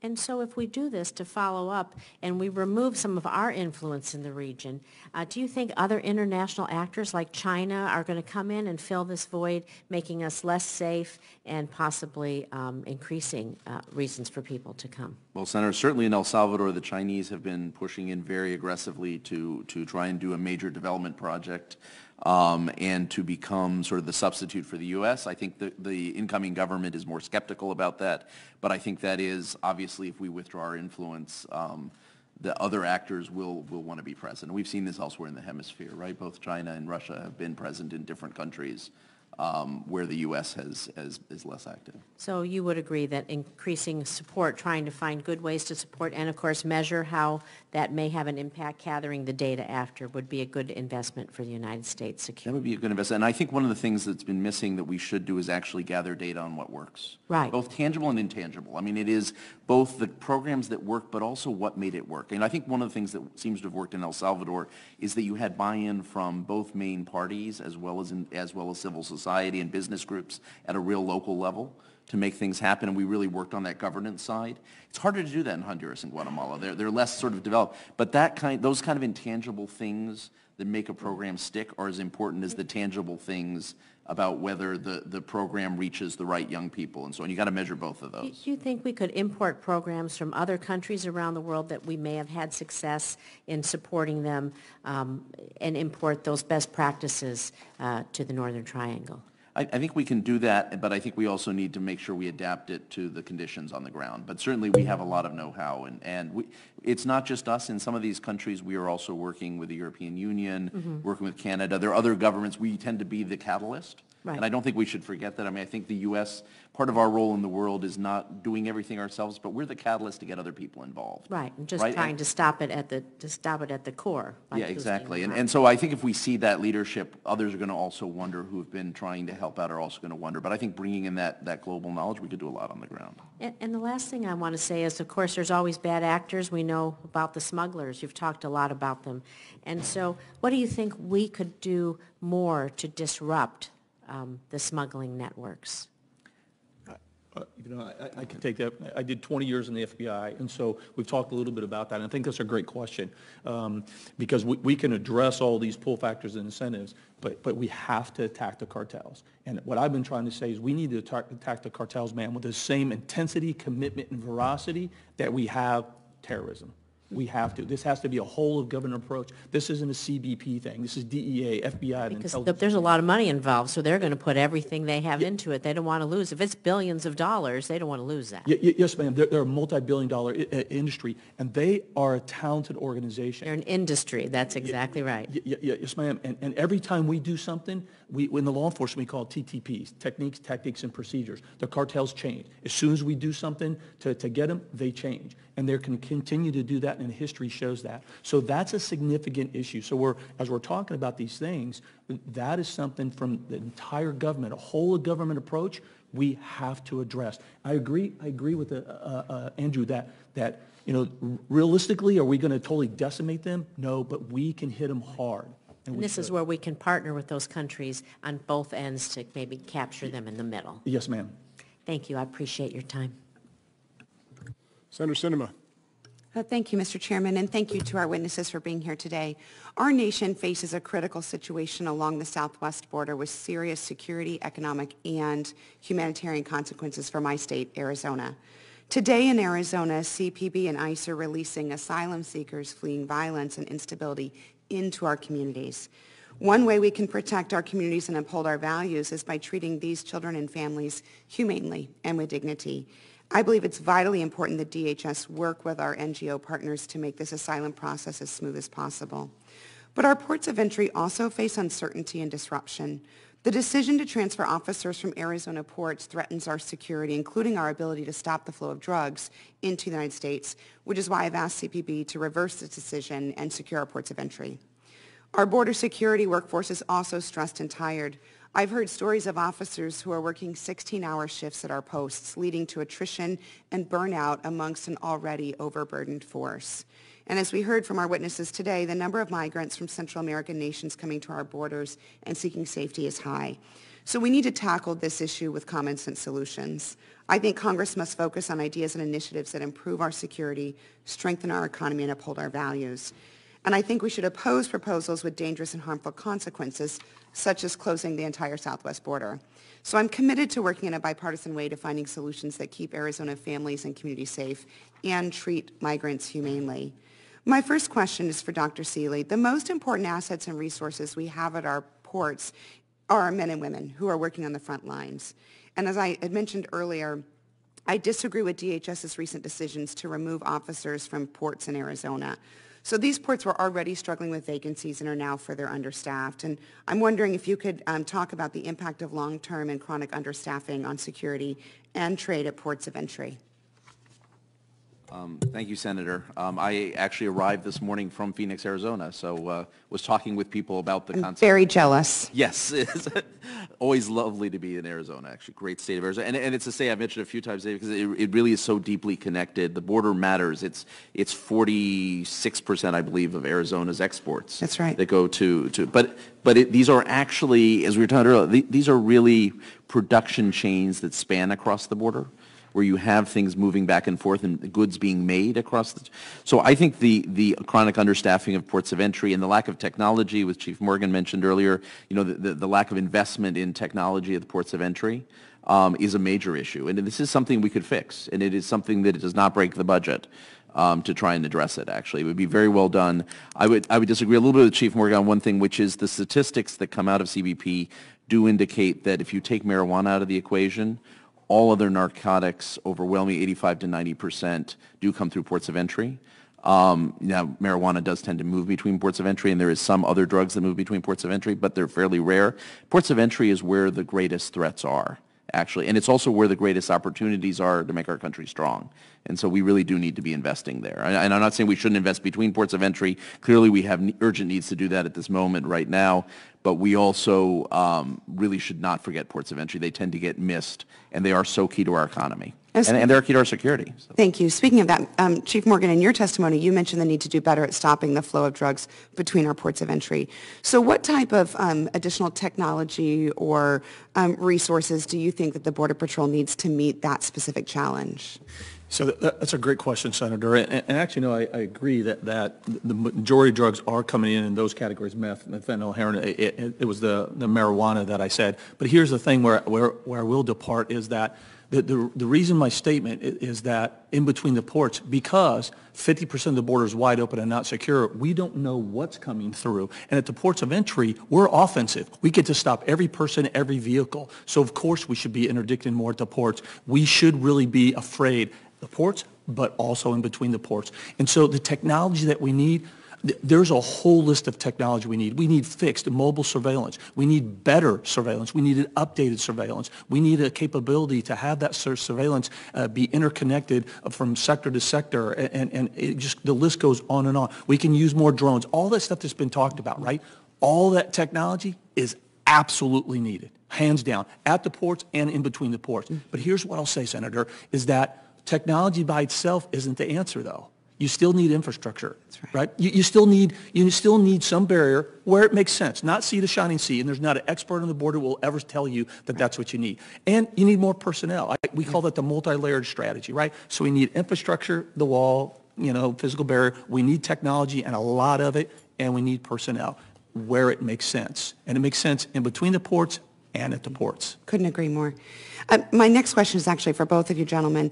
As you know, charity organizations such as Lutheran Social Services and Catholic Charities, along with many others, play a critical role in helping manage the asylees who are entering the United States. In Arizona, sometimes the communication between DHS and these NGOs has not been as effective as it could be. So what steps do you suggest that CPB and ICE take to ensure that that coordination and cooperation with the NGO community happens to help prevent these crises? Real quick, and I'll take this, if you don't mind. So I think that's right. So in 2016, I saw that firsthand. I went down there, and I talked to a lot of NGOs, faith-based organizations. They're doing an incredible job, and they're very much an integral part of the solution, right? But where that really goes, it's local. It is. Those organizations are local, so it really is just a proactive, it's support from headquarters, obviously, but it really is coming on the local leaders to really interact with those local faith-based organizations and the resources of the local NGOs to really continue to establish those relationships.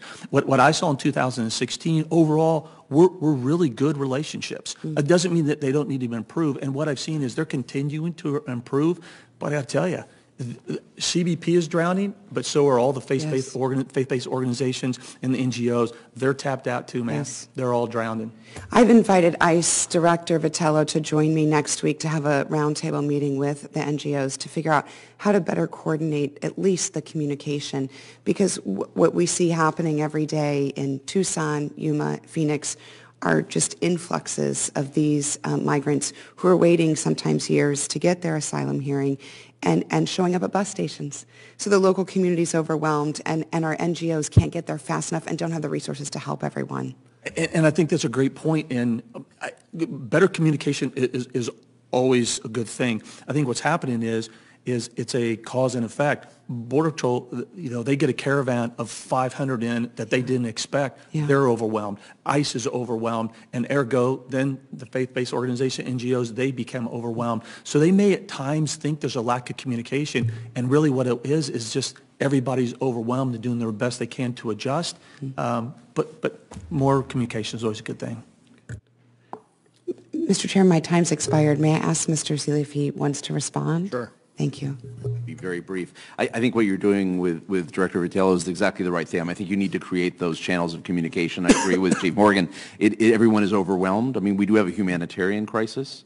I think we can debate whether it is a national crisis, but it is clearly a humanitarian crisis at the border, and everyone is sort of, trying to figure out, it creates issues of cooperation among agencies, but also with civil society. The more you can get people together and try and bridge those communication gaps would be incredibly helpful. Thank you. Thank you, Mr. Chairman. Thanks, Senator Sinema. I've got about 2 hours worth of questions. But let's start here. The major blue and red to the left of, or to the right of 2012 represents more than 850,000 people. In terms of the red, the unaccompanied children, I think it's important to note that about 70% of those are male. About 70% are 15 or older, 15, 16, and 17.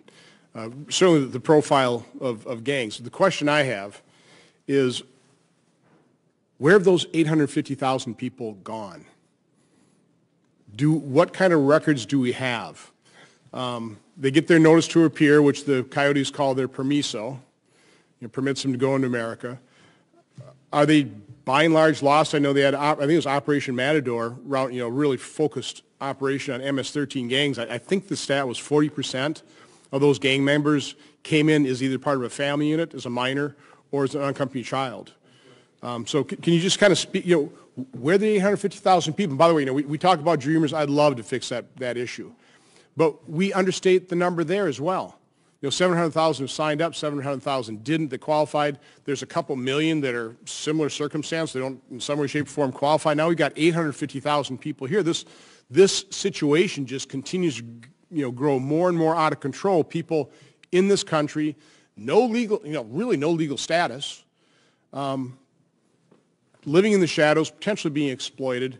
So anybody who can speak to what do we know about the 850,000 people? Where are they? What are they doing? And what is their status? Well, sir, let me back up even a little more. So it starts with when we allow them into the country. There's very little that we actually know about them when we let them in. They either have no documentation whatsoever, or the documentation they have, it's impossible to do true vetting. So to a large degree, again, and I said this before, we don't even know who we're letting in. So that dramatically reduces our ability to keep track of these people when we don't even know who they are. And again, because of Flores, I mean, the length we can really detain and lack of detention facilities, literally CBP doesn't have the time, as hard as they try, to determine, is that the father or the sex trafficker? Is that his daughter, or is that his sex trafficked victim? Right, and they're overwhelmed right now, and so Border Patrol now, instead of giving them the ICE, Border Patrol's releasing them directly because, I think the commissioner said it accurately, said 4,000 were full, 6,000 is a crisis, we're at 13,000. By the way, CBP is not trained to do that, right? I mean, they are trained to hand them off to either ICE or HHS. Correct. And now they're being, because HHS can't accept them. Correct. Not the numbers were coming in. So now CBP is being tasked to do something it was never intended to do and not particularly trained to do. Correct. And so we give them that notice to appear, right? That doesn't mean anything. That doesn't mean where they say they're going to go that they actually go. We have no way of verifying that to the largest degree. Sometimes we give them anchor bracelets, they take them off. They all take them off. We don't know where they are, where they're going, or what city they're going to a greatest extent. So we talk about stats. That's probably what I should have sort of told you earlier. That's one of the stats that we should be doing a heck of a lot better on, is keeping track of where these people actually are. We don't know, Senator. Mr. Davison, you spent a lot of time talking to the immigrants themselves. Can you speak to this? I'll tell you anecdotally, they do take the ankle bracelets off, and it just occurred to me on your earlier question about data, the ankle bracelet program is a subcontractor with ICE, it's a company that makes them. Maybe we could get information about how many of these ankle bracelets get cut off and thrown away. As I said, anecdotally, we'll send out a letter. When you go to the shelters, these people will tell you, if you talk to them long enough, yeah, they're going to take it off once they get to where they're going. There's also stories of seeing garbage cans full of these things at bus stations all up and down the border as well. So the ankle bracelet does not seem to be an effective alternative to detention. We were discussing earlier the number of people who actually file an asylum claim after they get a notice to appear is half or less than half of those people actually follow through and file that claim.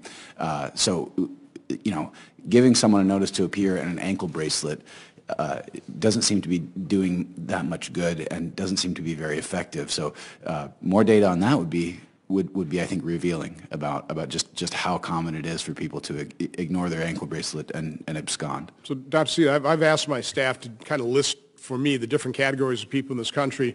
Again, DACA recipients that signed up, that didn't, in similar situations, not eligible for DACA. Do you have information on this? We're working on it. Actually, that's what I'm just looking for here on my phone, because I have a bit of breakdown of in absentia rates. But it's incredibly, but that's a set of that, actually, right? So we don't have good data on this. And let me point out one thing which I think gets missed in the debate, which is sort of interesting. We used to talk, back when we were talking about mostly Mexican men crossing the border in the early 2000s, late 1990s, we were talking about people getting caught and returned, but we were also, and eventually consequence delivery, but we were also talking about people actually getting through into the United States. Very few people probably get through today. I mean, DHS did a study in 2017 where they tried to estimate the number of people who get caught. It's pretty high. It's gone way up, right? We're actually pretty good at detecting people, not perfect, but we've developed the capacity to detect a vast majority of people who are trying to cross illegally. Where people are getting into the country is through here, right? I mean, this is the number, some of whom are legitimately here. Some of these people have filed asylum claims, in which case they were legally present in the United States while they're here, waiting for their hearing. Those people are, in fact, legally here, and we should treat them as legally here. Other people didn't show up. On the other hand, if 40% of the people, which I think is about right, I was looking for that number, it's a little hard to figure out in the mix of statistics. If it's 40% of people don't show up, 60% do. I mean, I don't think we should underestimate that people who we see as trying to game the system, most of them actually do try and do the right thing. People who may not even understand our system, most of them do try and do the right. Now, do they drop off along the way? I don't know. Do some of them go back? Do people eventually show up and get denied asylum and actually get returned? We're missing a lot of these numbers. There's a lot we don't know. There's a lot we don't know. Yale researchers, using some different statistical methods, said somewhere between 16 and 30 million people in this country illegally, even though everybody uses about 11 to 12 million. Chief Morgan, you're kind of shaking your head there. Yeah, I'm sorry, and Doctor, with all due respect, I have to agree on something. From again, a law enforcement, on the border. So we just heard a chief patrol agent last night on television say that of his 170 linear miles of border that he has to support, he has surveillance and situational awareness of less than 30% of that 170 miles. He has inadequate or no physical barrier whatsoever, and he doesn't have enough personnel to have and defend and have that operational awareness along those 170 linear miles. And he says now, with the humanitarian crisis, all his resources, personnel are devoted to that. So with all due respect, absolutely, we do not have any idea what's going through. So to say that we think the numbers of criminal aliens and other people illegally entering that we don't know, that's impossible to quantify. It's impossible to say the numbers are lower than they used to be. Do you have an estimate of how much of the border, however long, 1,700 miles, whatever, is tribal lands? I don't have those exact linear. But it is true that we can't put CBP personnel in there. No, I mean those are completely open, right? with the tribal authorities, there are CBP personnel, and it's Tohono O'odham is the primary one in Arizona, right, Chief? Yep. And there are CBP personnel. There are some restrictions. It has to be negotiated with tribal authorities. But I tell you, though, sir, it's all done by interpersonal skills. And I've been down there. I was talking to one of the Border Patrol liaison agents, and the tribal folks just happened to love them. And I went and met with the tribal leaders there, and it's a challenging, ongoing, kind of weird dance that's going on there. It's difficult, and we don't have all the resources that we need on those tribal lands, though. Senator Carper quick ask a question. Yeah, thanks. Just a quick question, Dr. Seeley. Flores' decision, revisiting Flores' decisions, your wisdom on that, please. I mean, you could do it, but what Flores gets you is, still a long process if they apply for asylum and detaining, unaccompanied children. Fixing the asylum system gets you a process that's decided in months instead of years. It applies to adults, to families, to children. It applies to, it becomes a much more expedited process. I would go with fixing the asylum system between the two. All right, thanks. Is it possible to do both? You could, but it depends on your feelings about detaining children for long periods of time. Okay. Again, define long. Right now it's 20 days, and you're saying months. So I mean, again, nobody wants to detain any people any longer than we can. So as quickly as we can adjudicate that first claim, not allow endless appeals, but fix that, be able to detain them long enough, because if we don't, we're not going to be able to remove them. So it's that combination. I don't know what the right numbers are, but that's what we need to work on as our committee, and hopefully we can come up with a bipartisan solution there. Sir, I'm sorry, if I could just weigh in real quick on that, what I would say is I agree, we need to do both. It's not one or the other. We need to do both, because the challenge is when we have influxes, right? So we could have a system of this process where we're pretty well, and we're going through the immigration process pretty fast, and all of a sudden we get an influx of 5,000 in 1 month. Now that system that works so well is overwhelmed. We have to have the flexibility and ability to detain these people while we're doing the best we can to expedite the process. We need both. We can't just have this arbitrary deadline, and when it ebbs and flows, it's a crisis mode, and we have to let people in the United States. We need to do both. All right, good. Could I add one more thing, sure, Senator, which is I think there's two other things we should consider in addition to detention. And by the way, detention is always a legitimate option to make sure people get to the... But the other question is case management systems, not just ankle bracelets, which have been up and down in their... Case management systems where we actually monitor people have been much more effective. They've only been pilot tested, so we don't have enough data points yet, but they've been very effective so far, and about 99% effective in getting people to their hearings and actually giving people that was a very limited study. It was a limited study, right? So we have to actually do more study. And we should look at ankle bracelets and figure out what at what time do people take these off immediately, or does it happen after 6 months when they kind of realize they can get away with it? I mean, if it's a short period of time, does it make a difference? The second thing is actually giving people right to counsel, especially minors, because there is a lot of evidence that people who have a lawyer are willing to try their day in court. And that's a lot cheaper, by the way, than detaining people. I mean, so having people with, who are able to have access to asylum counsel, people will show up and try their luck. Actually, now again, it's not that final one where. Right. Well, and that's the thing to be said. Right. Again, we need to follow this and see what works. I mean, I don't want to say this is an absolute either. What we know is people now who have counsel. There also is selection bias there. People who get counsel often think they have a good case. Right. I mean, if you give it to people who don't think they have a good case, will it play out the same way? I don't know. We need to try and study it. Thanks to all of you. Thank you very much. And somewhere there's some things we can agree on that will at least improve this. So I'm all for continuous improvement. Senator Hawley. Thank you very much, Mr. Chairman. Mr. Morgan, I was struck by something that you said in your written testimony, that every city in the United States is a border city when it comes to narcotic smuggling. That's something I think that many people, especially in the media, don't appreciate, and I just want to amplify that. In my own state of Missouri, 2017, state estimated that 760 Missourians just in St. Louis, lost their lives to opioids. That is 1 in every 65 deaths in 2016. That number was higher. I know from law enforcement in my state, where I was recently Attorney General, that we are awash with methamphetamine. It's coming over the southern border.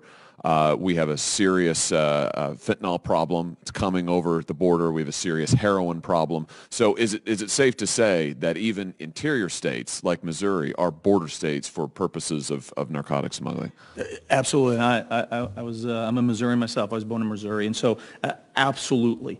Every single city in this country is a border city. Every single major metropolitan city and other rural are impacted by the crisis at the border. The drugs coming through the southwest border are entering every city in this country. That's not hyperbole. That's fact. 70,000 plus deaths, 90% of heroin coming from south of the border. The southwest border crisis is everybody's problem in this country. Very well said, and I just want to underscore that it is local communities, often rural communities, as you point out, local law enforcement who are left to pick up the pieces here, and the costs really are staggering. Mr. Davidson, let me turn to you. Thank you for your outstanding reporting on this issue over many months. I just want to give you an opportunity to further tell this story here. Put this on the record for us. Who is it who controls the border on the southern side? Not on the U.S. side, but on the southern side. Who effectively controls that border? Thank you, Senator. Yeah, this circles back to something we touched on earlier that I wanted to distinguish between there are smuggling networks and there are cartels. They are not necessarily the same organizations. The smugglers are paying cartels as part of the package that migrants and migrant families are providing. They have to include this tax, right? But there is no question that the border is secure on the southern side, and vast stretches of the border on the southern side are controlled in an iron-fisted way by cartel and cartel factions, especially when we're talking about the Gulf cartels. A lot of these cartels have broken up and fragmented over the past decade or so, especially in the Gulf region, across from the Rio Grande Valley, places like Reynosa, and across the entire area south of there to Monterey. And so it used to be that people would cross the border to work in South Texas. They would literally put their clothes in a garbage bag, swim across the Rio Grande, go to work, and swim back across at the end of the day.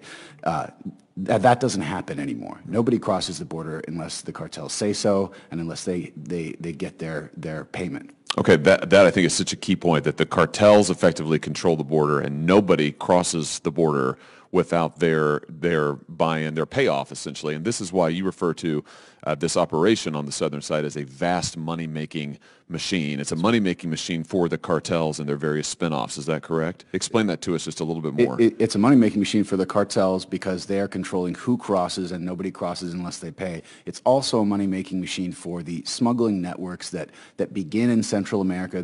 They're essentially like travel agents. They're just arranging logistics to get people from the locations in Central America across the Guatemala-Mexico border and then transiting through Mexico and paying off different people along the way, local officials, different cartel factions along the way, and then when they arrive to the northern border, paying off the right people so they can be allowed to cross the Rio Grande. And it is a controlled, intentional system along the northern border where cartels are holding people and telling them who is going to go across, how many people, what groups are going to cross where. It's coordinated, it's organized, and according to law enforcement, it's also coordinated with other drug smuggling activities in some areas where they're sending a large group across, tying up all of Border Patrol's resources, and a mile or two down the line sending across drugs or sending across people who are trying to evade detection who have paid a lot more money. So if you try to evade detection, you pay more and they cross you in a different area. So it's very strategic is what you're saying. Absolutely. I mean, it's not, you might get the sense from just looking at news footage that, it's sort of chaos. I mean, it's folks who are coming individually of their own accord. It's chaos on our side. Right. It's organized on their side. On their side. You also say that the cartels are using kids as get into the U.S. free cards. Just explain that for us, if you would. So it's hard to know for sure, right? And a lot of this is anecdotal, but if you have a child with you, you can claim asylum, and people on the south side of the border understand that, and they know that.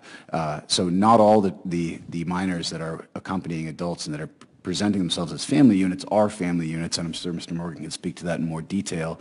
But it certainly is known that if you cross with a child, you're going to be treated differently. And so the smuggling networks, the travel agencies that I mentioned earlier, they understand that, and they are incorporating that into their sales pitch, saying, you know, if you this is why a lot of people are showing up with just one child, where they have a wife and other children back in their home countries that they didn't bring with them because they could only afford to bring one. Mr. Morgan, do you want to add to that? So everything he just said was correct. And I would say go back to the chairman's chart, right? Big blue.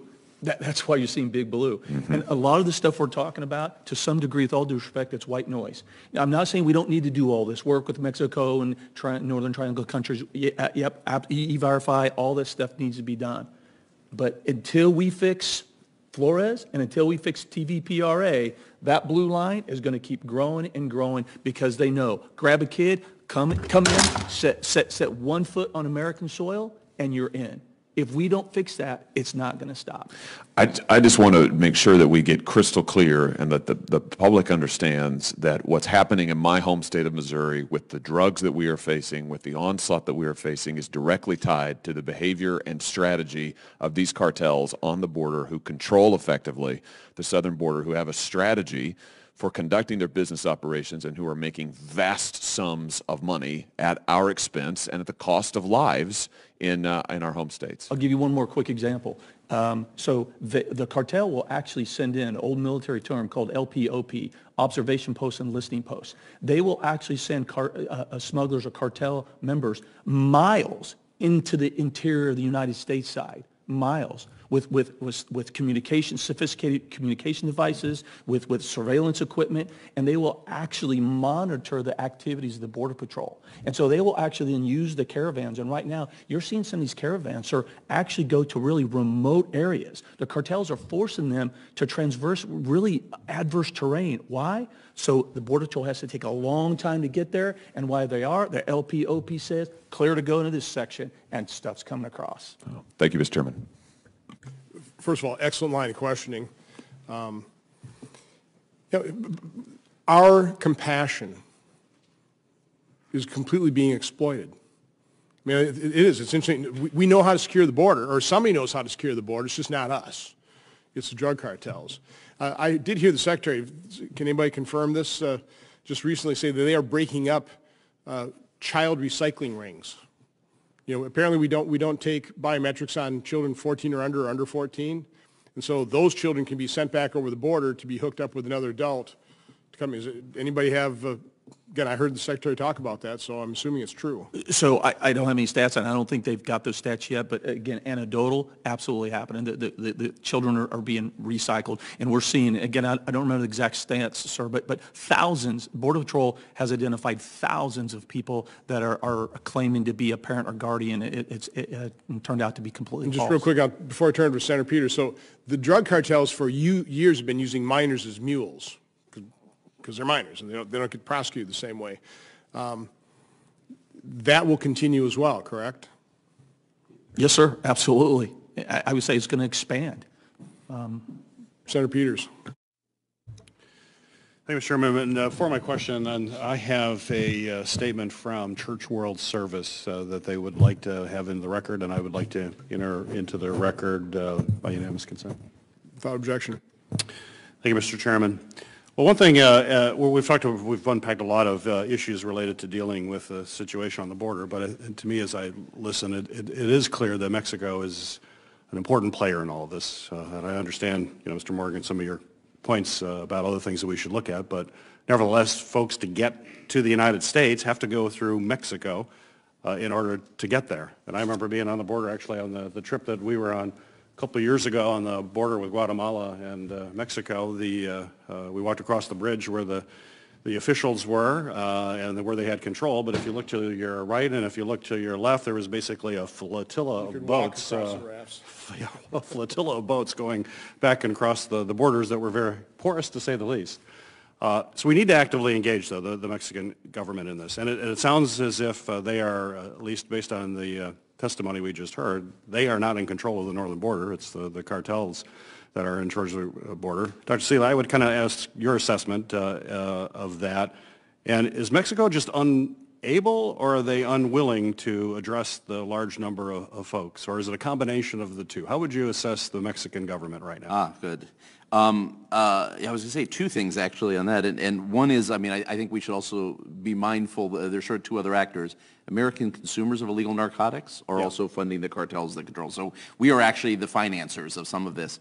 But the other actor that is in the play here is the Mexican government, is particularly immigration authorities in Mexico that are often in league with the smugglers.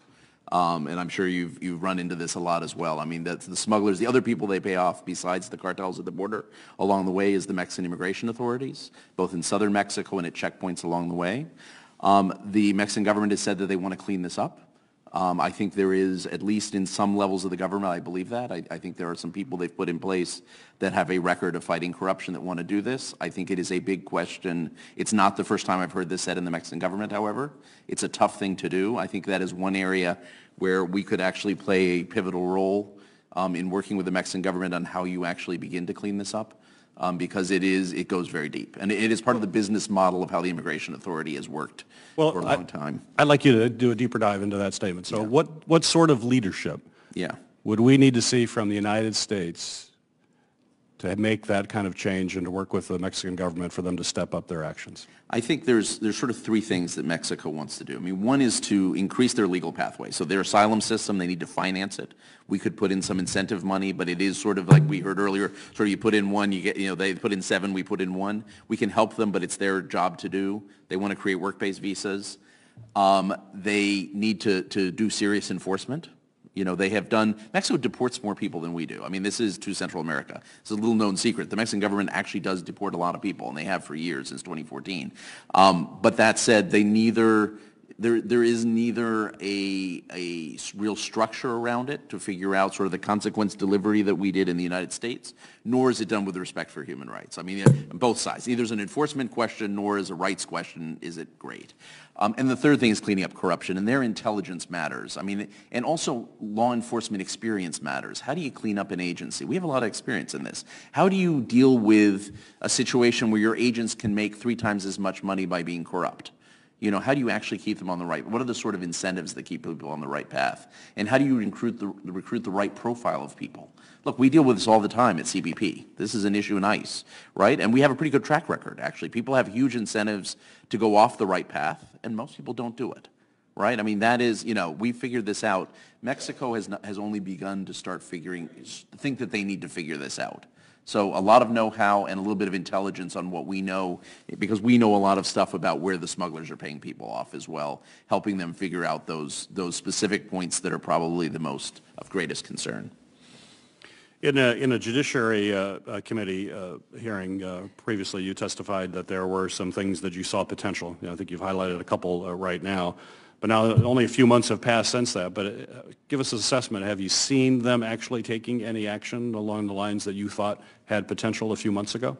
I think they are, they have not increased funding the asylum system. They keep talking about doing it, but they have not done it as yet.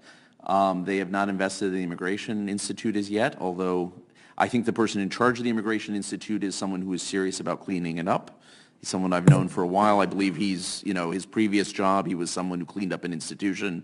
I think if anyone can do it, he can do it, but I think it's, there's a question mark, and we have not yet seen the kind of efforts that would create work-based visas, but 4 months in, that's probably unrealistic. I mean, the reality is that takes some time to figure out how you're going to do it. Mexico has work-based visas, but for higher skilled individuals. What they don't have is work-based visas for the kind of people that we're talking about in this flow, who are lower skilled. And, and you have to be able to match that where there are actual job opportunities, so you're not creating conflict in parts of Mexico where there really is a job competition. So it's probably too early for that. I see some good signs on the corruption side. I see less yet on the, changing the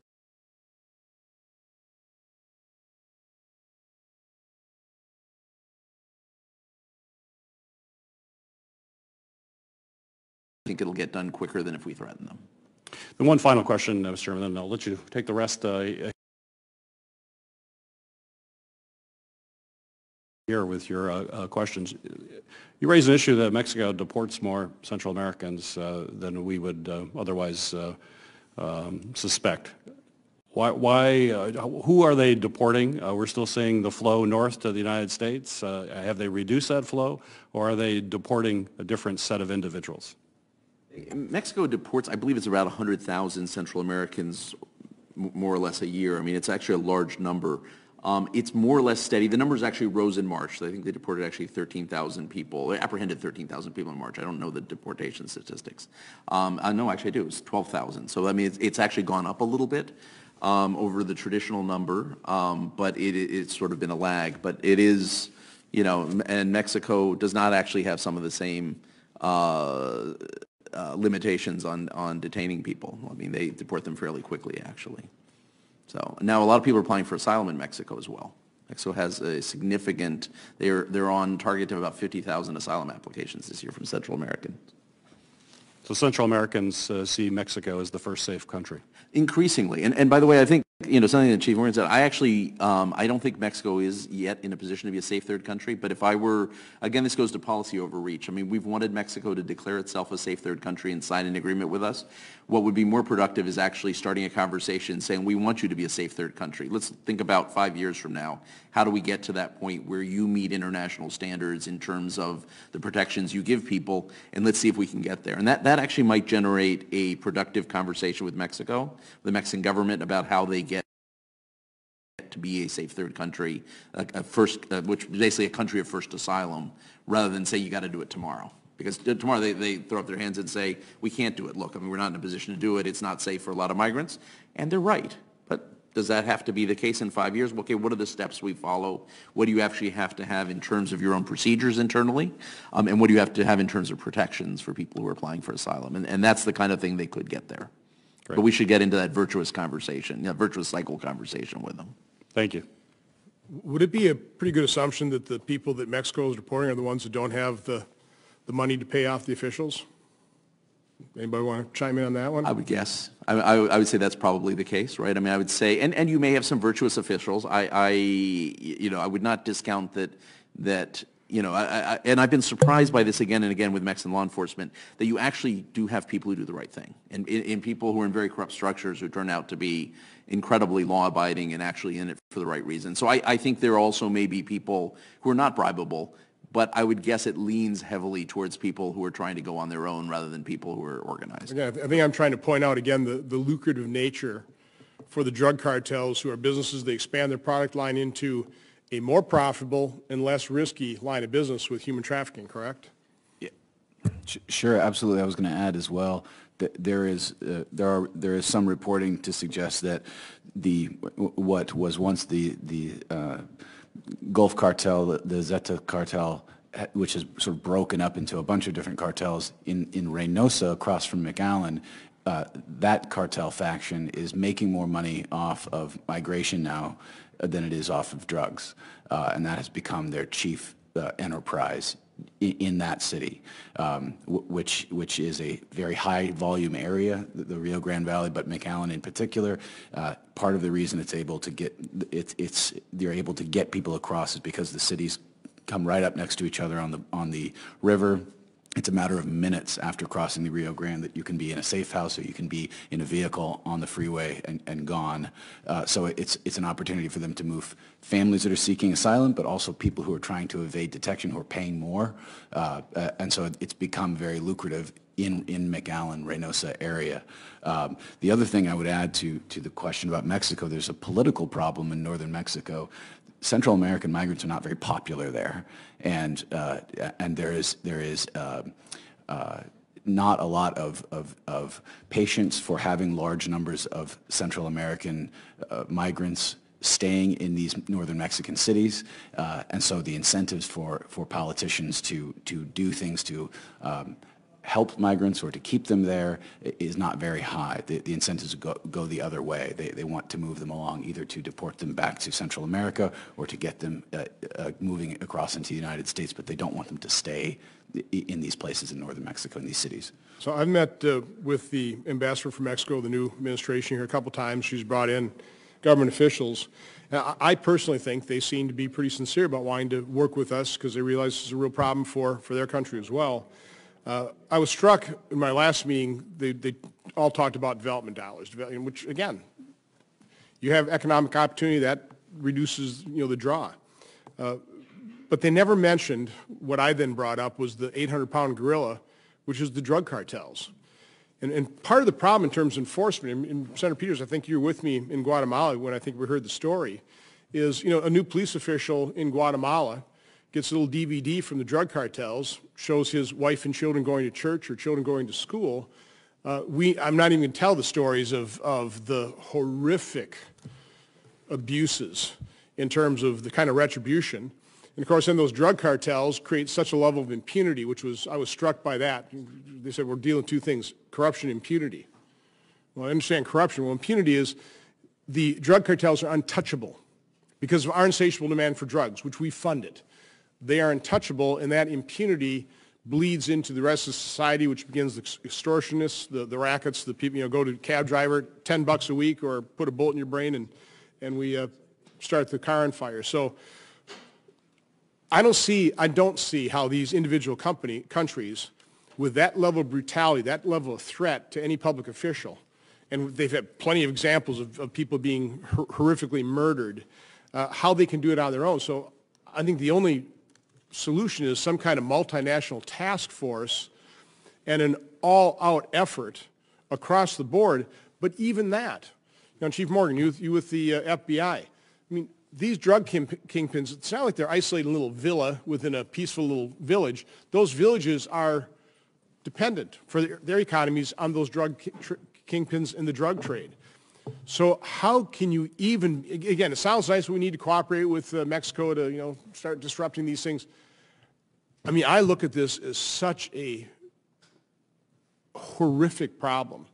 Can any of you speak to that? I mean, are my assumptions just wrong? We'll start with Chief Morgan. Chairman, you're 100% correct. And you started off this hearing by saying long-term, short-term. So what we're talking about dealing with Mexico, look, I don't want my testimony to be mischaracterized. I'm not saying we shouldn't continue to work with them. What I'm saying is that's a long-term. To some degree, you can make the argument to totally eradicate the cartels as an unrealistic expectation. It does. It needs a massive whole-of-government approach, multinational approach to target this. And yes, but that's long term. By the way, we've tried that in Colombia. We've had some success, but FARC still exists. Yes, exactly. That's the point. And it took a long time, too. I was attached to CBP in 2014. I know that they've been working with Mexico for a long time. They're working really hard with the Mexican officials. They've been talking about a safe third country for years, and we've gotten no traction whatsoever. So, yeah, we keep doing this, and we keep working this. We target the cartels. That's long term. But guess what? Next month, there's probably going to be 115,000 people. Your chart is going to continue to go like this. Oh, yeah, by the end of the year, it'll be up toward the ceiling. Yes, sir. So it's a crisis. And my law enforcement experience, any crisis or emergency takes immediate, swift, and bold action to address the crisis. So while we're talking about all this stuff with Mexico and Northern Triangle, that's great, and it sounds good. But one, in the past, it hasn't come to fruition. Two, that's a long term. And three, it's not going to stop the 115,000 coming next month. We need to do something now, and I still stand behind my testimony. A congressional fix of Flores, TVPRA, and we make these individuals wait in Mexico, and we push resources to the border to expedite the asylum process. If we do that, you're going to take the incentives away. Just listening to Mr. Davidson and the control of the southern border by the drug cartels and the kind of the dollars you're talking about, they're hundreds of millions. What we're going to expend, I mean, I'm not suggesting this by any means, but I mean, the economics of this, they're controlling the border for a couple $100 million. Yeah, absolutely. I think this is in my written testimony. By way of comparison, if you take an $800 a person as the tax for the cartels in the Gulf region, that's $135 million for fiscal year 2018 that would have gone to the cartel factions in the Gulf region. The entire amount, I believe, that we have appropriated for the Merida initiative for Mexico for this fiscal year is $145 million. So it's not nearly enough. And I would add, too... but what we're spending trying to get some level of security over our border, with these broken laws, which just create the incentive, and I mean, we have no hope. It's a drop in the bucket. I would add too that this idea that we're going to close the ports of entry if Mexico doesn't do more is not very productive, because we're asking Mexico to do something to do something it can't do. Mexico doesn't exercise sovereignty over all of its territory, and we can't ask them to. We can't ask the Mexican government and threaten the Mexican government with closed ports of entry to do something that it's not able to do, which is to exercise sovereignty over these areas in northern Mexico where sovereignty is effectively being exercised by drug cartels. So again, my point is we have to recognize the true reality, what we can actually accomplish versus what is, if possible, a long way in the future with many speed bumps along the way here. I want to go back to what's happened to the 850,000. What is their legal status? So, okay, they claimed asylum, they've got a notice of appear, their court date is sometime way out in the future. What are they doing in the interim? I think, Mr. Davidson, I think you talked about a lot of them already have work, but they're not working in this country legally. I believe it's after 6 months they'll get a work permit. But initially, for the 6, what are they doing? It was mentioned earlier that we're funding the Mexican drug cartel profits. Well, because there's an appetite for illegal narcotics in this country, there's also an appetite for cheap labor. They're engaged in all kinds of industries in all corners of the country. These folks are going from points on the Texas border. They're going to Florida, they're going to Virginia, they're going to Illinois, Wisconsin, Oregon, Washington. They're working in agriculture, but they're also working in construction industries all across the country. They're working in service industries all across the country. And they're coming here because people are hiring them. Companies in the U.S. are hiring them and paying them, likely in full knowledge of the fact that they're not here in a legal capacity. So our appetite for narcotics is... And that's how employers can really exploit somebody. So, yeah. I'm not paying enough. Well, complain, I'll call ICE. Absolutely. And it happens all across the country. It's far north. I've seen it personally happen in fish buying camps in Alaska that employ illegal labor. And it's endemic. It's been going on for decades and decades. And I think as part of the long-term solution, figuring out a way to get people who want to come here to work to come here in some legal capacity. If it's a temporary guest worker program of some kind, I think you would see a lot of the people who are in this right-hand column who are coming here to work but claiming asylum and bringing a kid with them would move into a legal framework where they're coming in legally to work temporarily and go back home at some point. And again, that would be my suggestion. If you have a rapid adjudication, is this going to be a valid asylum claim or not? As soon as you say, okay, it's going to be valid, here's your work permit. And, and we talked about this earlier, I've got the guest worker permit governed by the states. Then we actually know where people are going. We can kind of keep track of them. The states would have, some responsibility of making sure we keep, so again, the whole point of this thing is this is out of control. We need to bring this system under some level of control. This is unacceptable for everybody. This is not humane. Senator Portman had a hearing on this, but in Ohio, I think there were some minors that were pretty much put into involuntary servitude at an egg farm, correct? And I can't, we've had, all this publicity on the sex workers in massage parlors and stuff. I mean, these people are being exploited. There's nothing humane or compassionate about that. I think there are two questions. I mean, we haven't talked about in these terms, but there are two questions that we need to answer here. One is how you deal with a wave event, right? What essentially is a tipping point where people start coming in large numbers. How do you change that so there's another tipping point in people and that goes down? And the other question is how do you deal with the long-term structural challenge, right? Those things are interrelated, but they're not necessarily the same thing. Malcolm Gladwell has this book, Tipping Point, where it says, multiple things interact to create a wave, and then multiple things have to interact to stop that. So clearly the legal changes is a big part of that. I agree that is clear, but also it makes sense to go after smugglers, right? It makes sense to figure out if Mexico can begin to absorb some people, or at least create the expectation that they're about to absorb some people.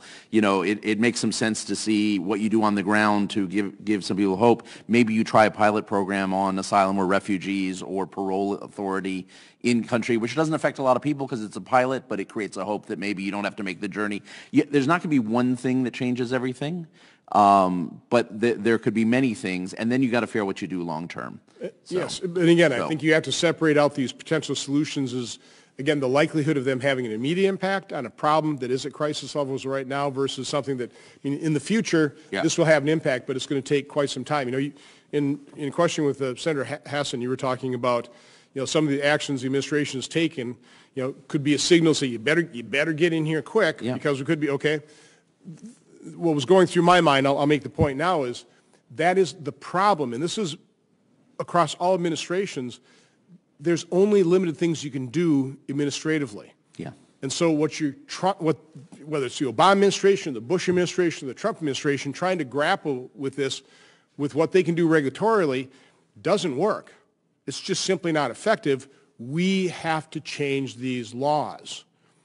And again, this is a responsibility of Congress. We have to do the problem-solving process, identify the problem, look at the root cause, identify an achievable solution, separate out immediate effect versus long-term, you know, things we need to do long-term, but what do we need to do short-term? I mean, would people agree with that? I completely agree. And here's a point, Senator, is that, again, you reverse Flores and give CBP and ICE the ability to detain these people and expedite the immigration process, and you reverse TVPRA so that you apply the same standard to everybody. You are going to end catch and release. Congress can do that. Those two things will end catch and release, and they will remove the incentive. So the immigrants will stop paying their cartels money to come here because they know they're just going to turn around and be removed.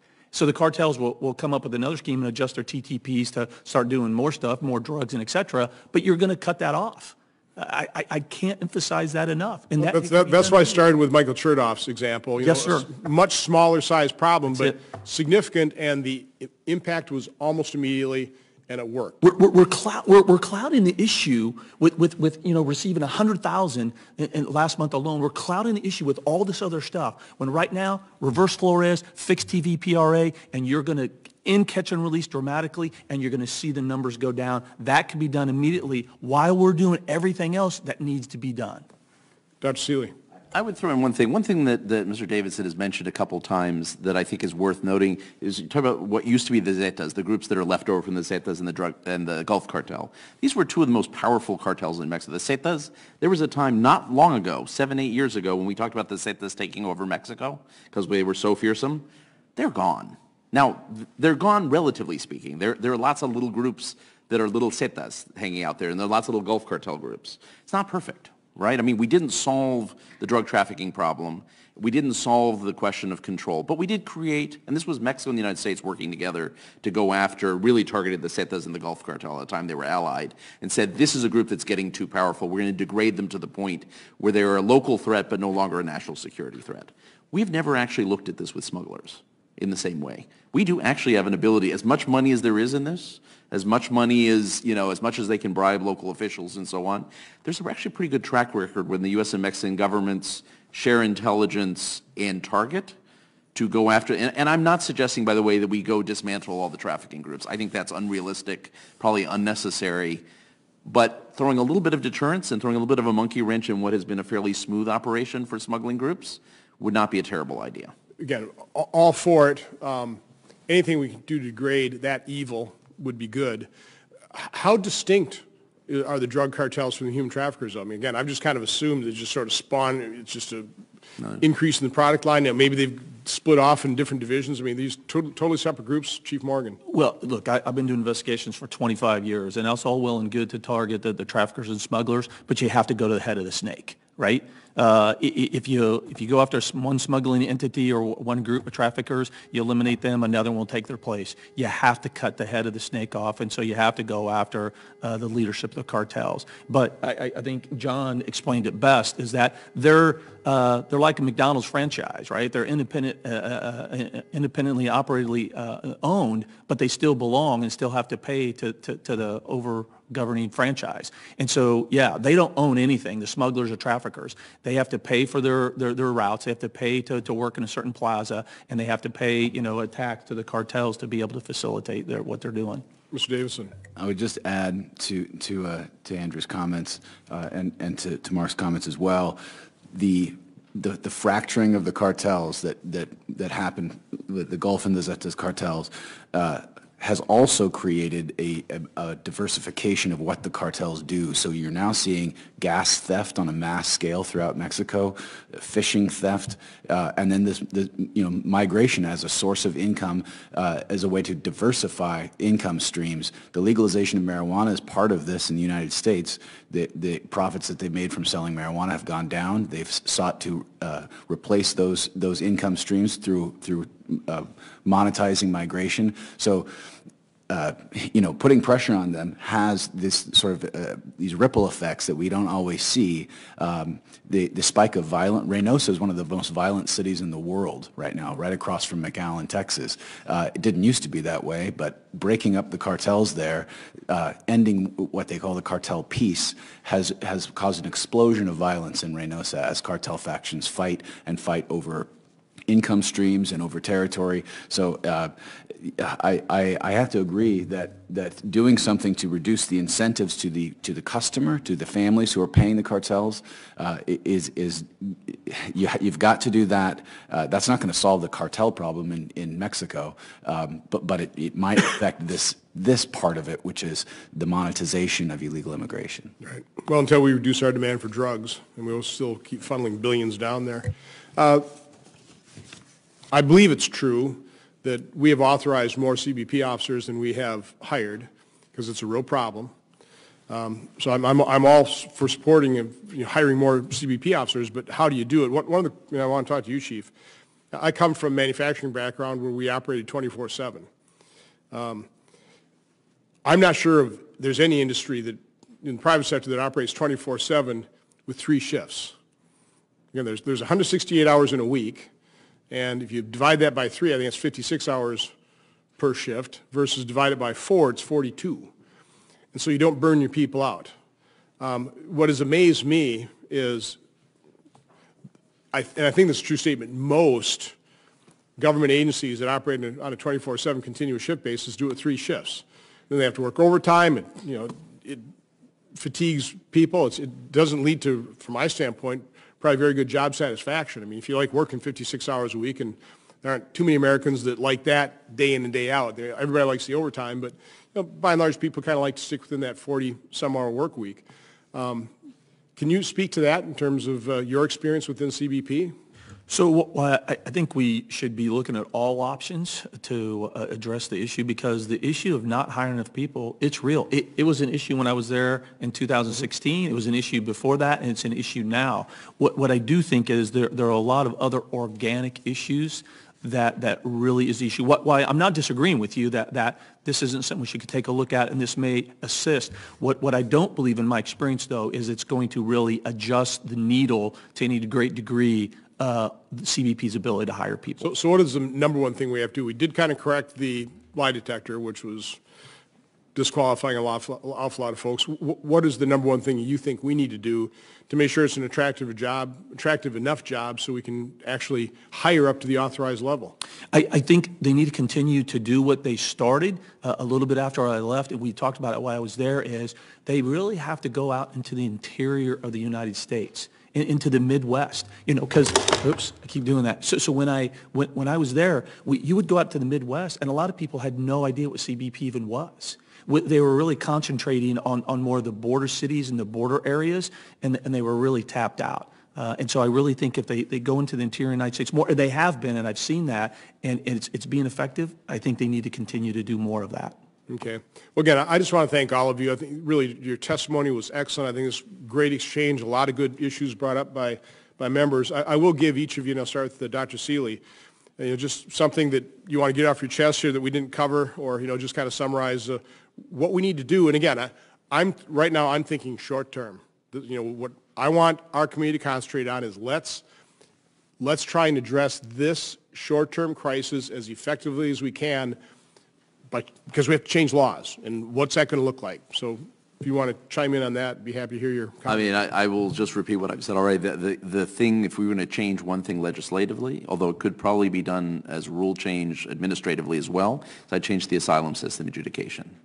It is the thing that you can convince people is both fair to people who are asylum seekers, but also tough-minded with people. So let's drill down on that. Yeah. So do you think we should have a higher hurdle rate? Right now, in my understanding, the credible fear, the way that's interpreted by the court, is you have about a 10% chance of actually proving your asylum claim. Yeah. If we increase that to a different standard, again, I'm not a lawyer. Yeah. These types of things drive me nuts. But, people saying a significant chance or whatever, is that what you're talking about? No, I'm talking about, I think that you do not send the cases to the immigration courts at all. You send them straight to an asylum officer, USCIS asylum officer. We do have to make some investments, although we also have trained refugee officers. I think people are happy. Do you believe that on a bipartisan basis people would accept the determination of those individuals charged with making that initial determination that would, in effect, be final? Yes. Or people that, that don't meet that initial bar and we remove them? I think you could get a broader consensus around it. I don't think you'll get everyone on board. I think you're going to get some people on both the left and the right that will not be comfortable with it, but I think you'll get a broad spectrum of people who could agree that it's both fair but tough-minded. It keeps our, it makes our asylum system have integrity. Asylum system shouldn't be used for labor migration. They should be used for protection.